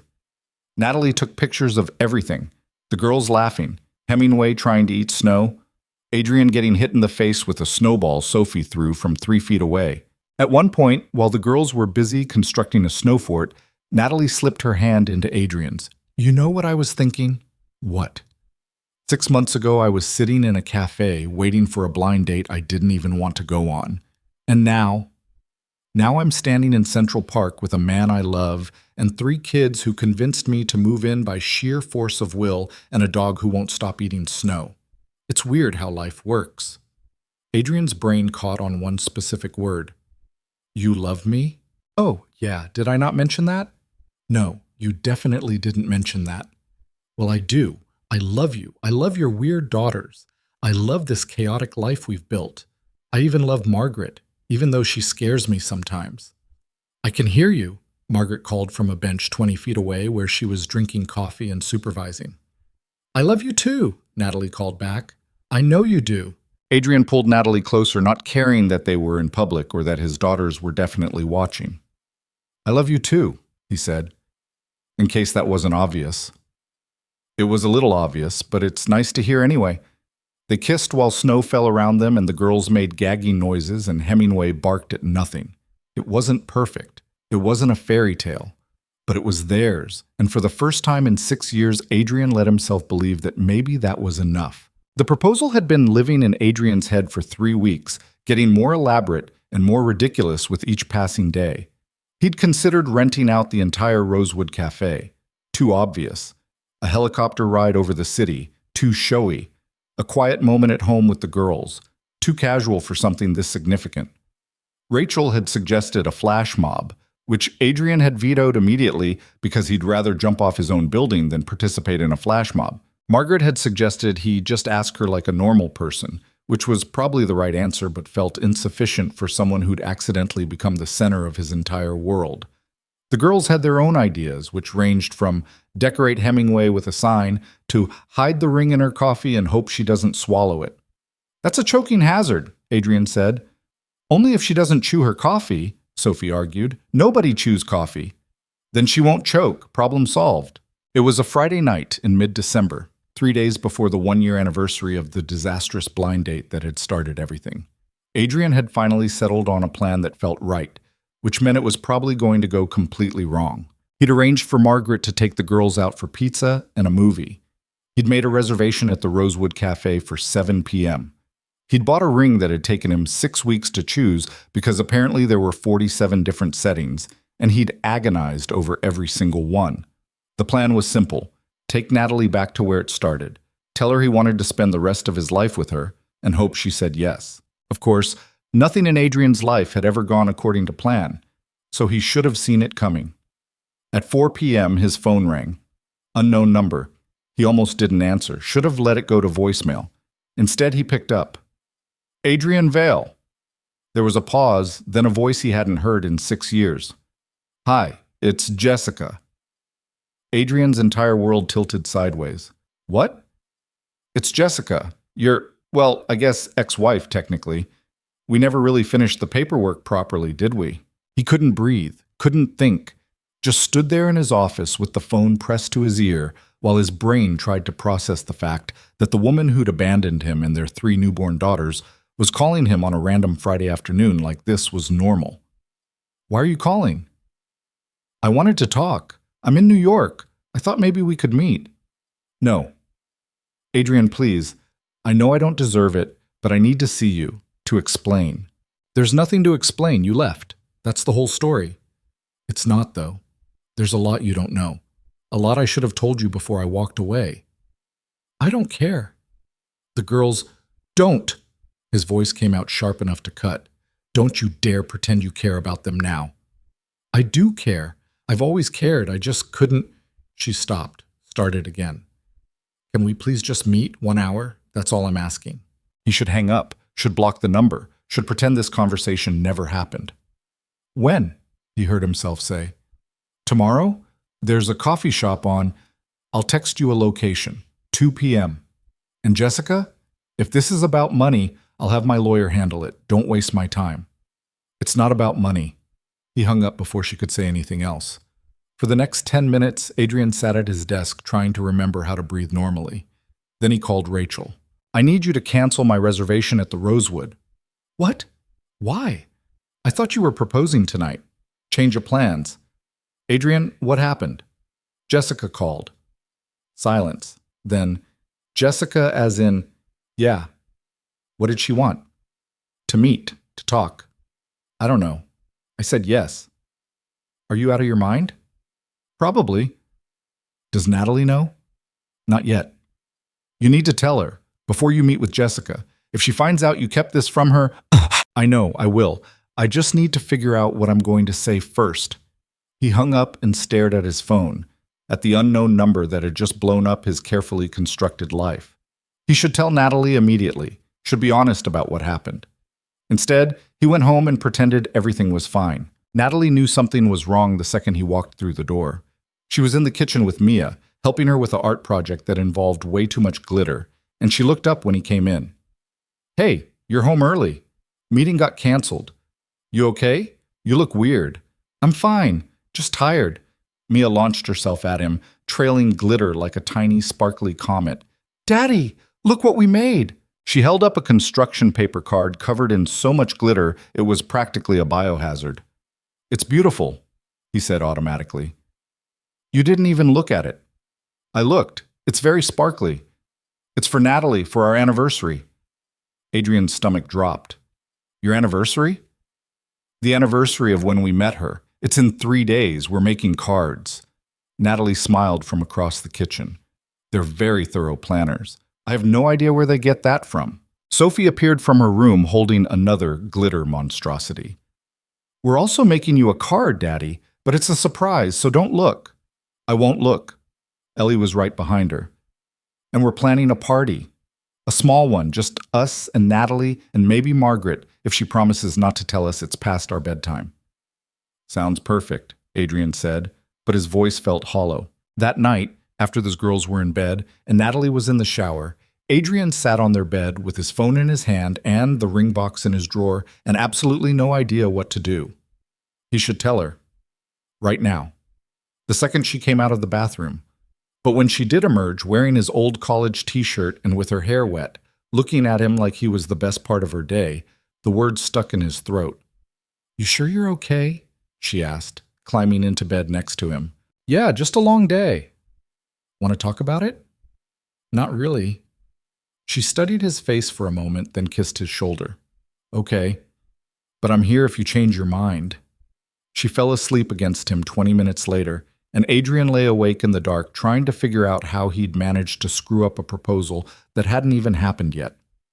The next morning he told her he had a lunch meeting. On Saturday? She asked, pouring coffee. Investor thing. Should only be a couple hours. It wasn't technically a lie. Jessica was definitely going to cost him something, even if it wasn't money. He met her at a cafe in a neighborhood he never went to, specifically because he didn't want to risk running into anyone he knew. She was already there when he arrived, sitting at a corner table with a cup of tea she probably hadn't touched. She looked different than he remembered. Older, obviously, but also smaller somehow, less substantial. Or maybe he'd just built her up in his head for 6 years, until she became this mythical figure of abandonment instead of just a person who'd made terrible choices. Hi, she said when he sat down. You have 1 hour. Right, okay. She twisted her hands together. I don't know where to start. How about why you left? I was 26. I was scared. I looked at those 3 babies and I saw the rest of my life disappearing. No career, no travel, no freedom. Just diapers and bottles and losing myself completely. So you ran. So I ran, and I'm not saying it was right. It wasn't. It was selfish and cruel, and I destroyed our family because I was too immature to handle the reality of what we'd created. Adrian didn't say anything, just sat there letting her words settle. I thought I'd feel better, Jessica continued. I thought once I left, I'd find myself or whatever, figure out who I was supposed to be. And for a while it worked. I traveled. I got a job I loved. I convinced myself I'd made the right choice. And now? Now I'm 32 and I see women with their kids, and I wonder what mine look like. Whether they're happy, whether they hate me, whether they even remember me. They don't remember you. They were 3 weeks old. She flinched. That's probably for the best. Is it? Because I've spent 6 years trying to explain to them why their mother didn't want them. Do you have any idea how hard that is? Telling 3 little girls that they're enough, they're wanted, they're loved, when the evidence suggests otherwise? I know I hurt them. I hurt you. I hurt everyone. That's why I'm here. To apologize? 6 years late? To tell you I'm getting married. Adrian felt like he'd been punched. What? His name is David. We met 2 years ago. He's wonderful, patient, kind, nothing like... She stopped. Nothing like us were. Congratulations, Adrian said flatly. He knows about the girls, about what I did, and he thinks I should try to make amends, to at least reach out, to see if maybe I could... No. Adrian, no. You don't get to do this. You don't get to disappear for 6 years and then show up because your new boyfriend thinks it's a good idea. You don't get access to them. Not now. Not ever. They're my daughters. Legally, maybe, but you haven't been their mother since the day you walked out. Someone else has been doing that job. Who? None of your business. Jessica's eyes filled with tears. I know I don't deserve a second chance. I know that. But I'm different now. I've grown up. I could be part of their lives, even just a small part. Adrian stood up. You had a chance to be part of their lives. You chose Paris instead. You chose yourself instead. And that's fine.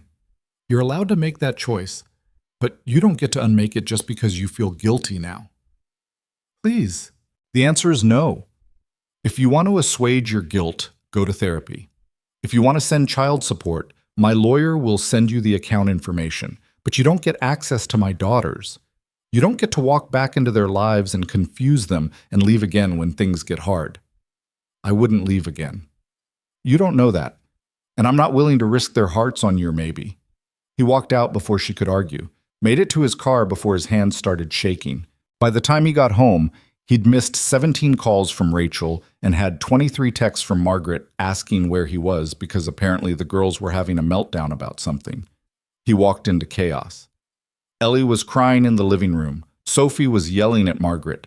Mia was hiding under the kitchen table with Hemingway. What happened? Adrian demanded. They found the ring, Margaret said grimly. Adrian's stomach dropped. What? The ring box. In your drawer. They were looking for tape for their cards and found it instead. Sophie appeared, holding the small velvet box like it was evidence in a trial. Were you going to ask Natalie to marry you? Were you going to tell us? Ellie added, still crying. Why would you keep it a secret? Mia called from under the table. I wasn't keeping it a secret. I was waiting for the right time. The right time for what? Natalie asked from the doorway.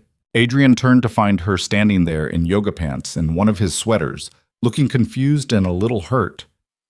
Surprise? He tried weakly. You have a ring. I have a ring. For me. Obviously for you. Who else would it be for?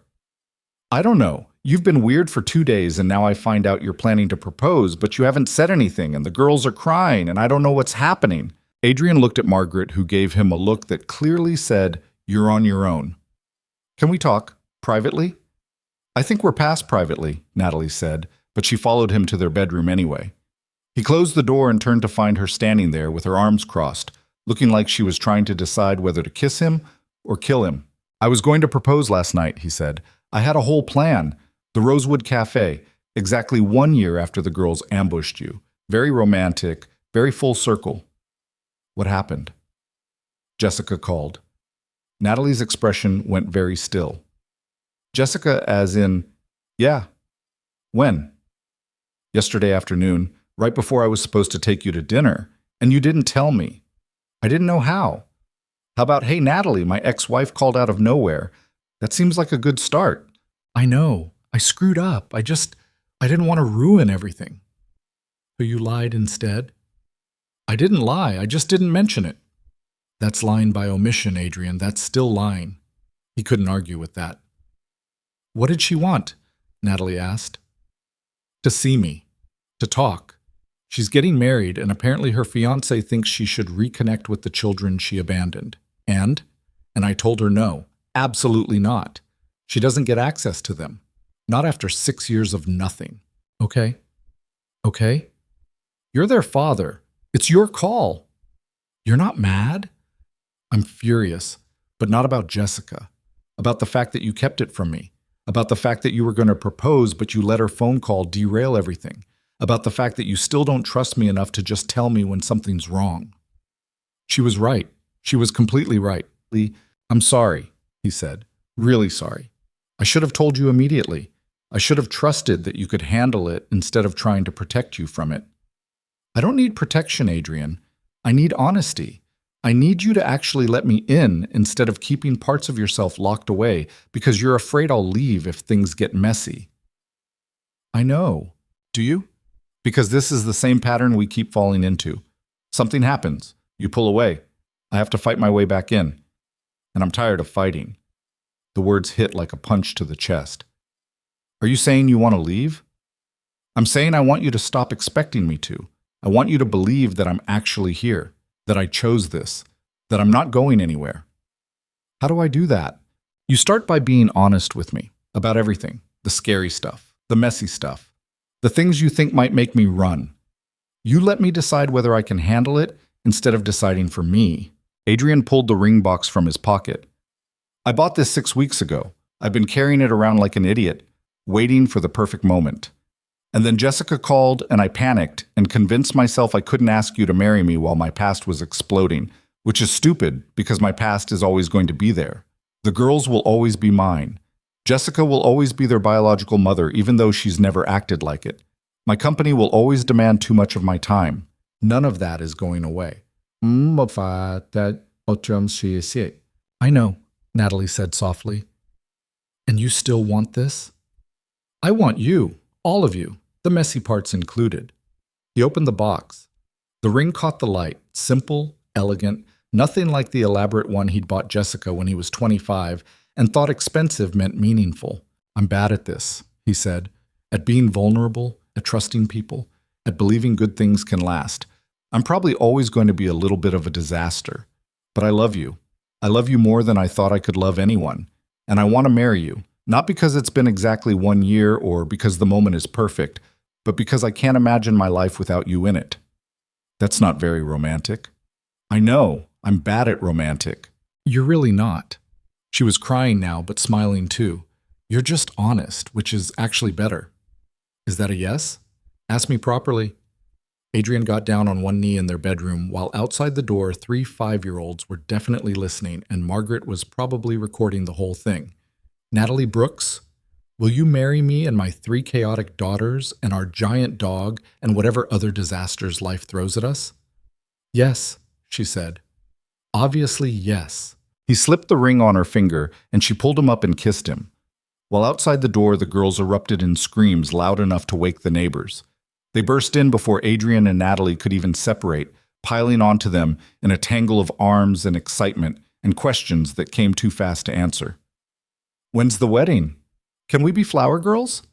Can Hemingway be the ring bearer? That's a terrible idea. He'll eat the rings. He won't eat the rings. He ate Sophie's retainer last month. Margaret appeared in the doorway with her phone out. Congratulations. Also, you're all being very loud and it's 8 p.m. It's barely 8, Ellie protested. Fine, you're all being very loud and it's barely 8. They spent the next hour on the couch, all of them squished together, planning a wedding that would probably be complete chaos and talking about a future that felt terrifyingly real. At some point, Mia fell asleep against Natalie's shoulder. Sophie was sprawled across Adrian's lap. Ellie was wedged between them, still making lists of wedding requirements. We need doves, she said. No doves, Adrian said. Why not? Because doves are expensive and they poop everywhere. Butterflies, then. Also no. You're no fun. I'm very fun. I'm just not releasing animals at my wedding.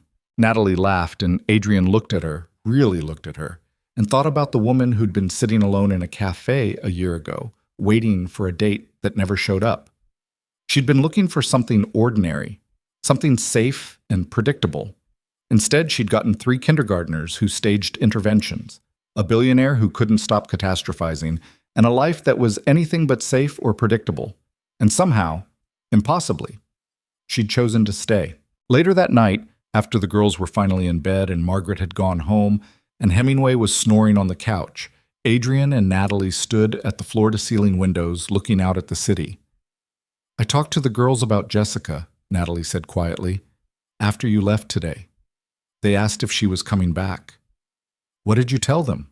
"The truth, that sometimes people make choices we don't understand. That she left because she wasn't ready to be a mother, not because there was anything wrong with them. That they have a family that loves them right here, right now." "How'd they take it?" Ellie cried. Sophie got angry. Mia went quiet. Pretty normal responses, I think. "I should have been here. You were dealing with your own stuff. It's okay." "Is it?" "Yeah, because we're a team now. You don't have to handle everything alone anymore." Adrian pulled her closer. "I'm going to mess this up sometimes." "I know. I'm going to cancel plans and work too late and forget to communicate." "Probably." "And you're still going to marry me?" "Unless you give me a really good reason not to." He kissed her while the city glittered below them, and inside their home, 3 little girls slept peacefully, and a dog snored loud enough to rattle windows. It wasn't perfect. It would never be perfect. But it was real and messy and theirs, and that was enough. The wedding happened 4 months later in the Rosewood Café, which Rachel had somehow convinced the owner to close for an entire Saturday. It was small, just close friends and family, plus 30 kindergartners from the girls' class, because apparently you couldn't not invite Emma and Charlotte and Aiden once you'd mentioned you were getting married. The girls wore matching dresses and argued the entire morning about who got to walk down the aisle first. "I'm the oldest," Ellie said. "By 4 minutes," Sophie countered. 4 minutes counts." They compromised by walking down together, holding hands, scattering flower petals with about 40% accuracy.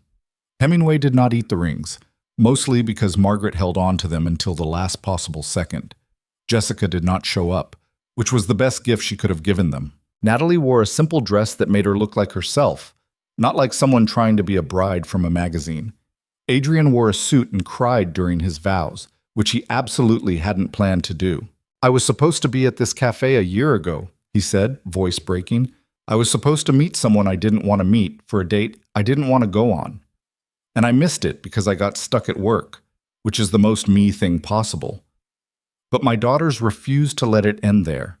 They hunted you down, they dragged you into our lives, and somehow you decided to stay. You chose this chaos. You chose us. And I will spend the rest of my life being grateful that you're exactly as stubborn as they are." Natalie's vows were shorter and made people laugh. "I thought I wanted normal. I thought I wanted safe. I thought I wanted someone who had time for me and didn't come with 3 tiny humans who conduct background checks on their father's dates. But I got you instead. I got all of you." And it turns out normal was overrated anyway. They kissed while 30 kindergartners made gagging noises, and Margaret cried, and Rachel took approximately 400 photos. The reception was in the same cafe, with cupcakes instead of a traditional cake, because the girls had strong opinions about frosting. Adrian danced with all 3 daughters, one at a time, while Natalie danced with Margaret and pretended not to notice that the older woman was getting emotional. At some point in the evening, Ellie pulled Natalie aside. "Can we call you Mom now?" she asked. "We've been waiting to ask." Natalie's eyes filled with tears. "You want to?" "We already do. In our heads. We just didn't know if it was okay." "It's more than okay." Sophie and Mia appeared like they'd been summoned. "So we can call you Mom?" Sophie confirmed. "Yes. Not Natalie Mom or almost Mom or stepmom. Just Mom, if that's what you want." "It's what we want," Mia said solemnly. They hugged her all at once, nearly knocking her over, and Adrian watched from across the room, feeling like his chest might crack open from the weight of how much he loved all of them. Rachel appeared next to him with champagne. "You did good. I had help." You had three tiny criminal masterminds who refused to let you be lonely. That's different. They're not criminals. They literally staged a covert operation to hijack your love life. Fair point. They watched Natalie and the girls together, laughing about something, looking like they'd always been a unit. You know what the weird part is? Adrian said. What? For 6 years, I thought Jessica leaving was the worst thing that ever happened to me. I thought it broke me, made me unable to trust anyone again. And now? Now, I think maybe it was the best thing. Because if she'd stayed, I never would have been desperate enough to let my daughters set me up on a blind date. I never would have met Natalie. I never would have learned that the family I needed was different from the family I thought I wanted. Rachel clinked her glass against his. That's very philosophical for someone who spent the first 3 months of his relationship convinced it was going to end in disaster. I contain multitudes. You contain issues, but you're working on them. At midnight, they left the cafe and walked home through the city, all of them together. The girls were exhausted but refused to be carried.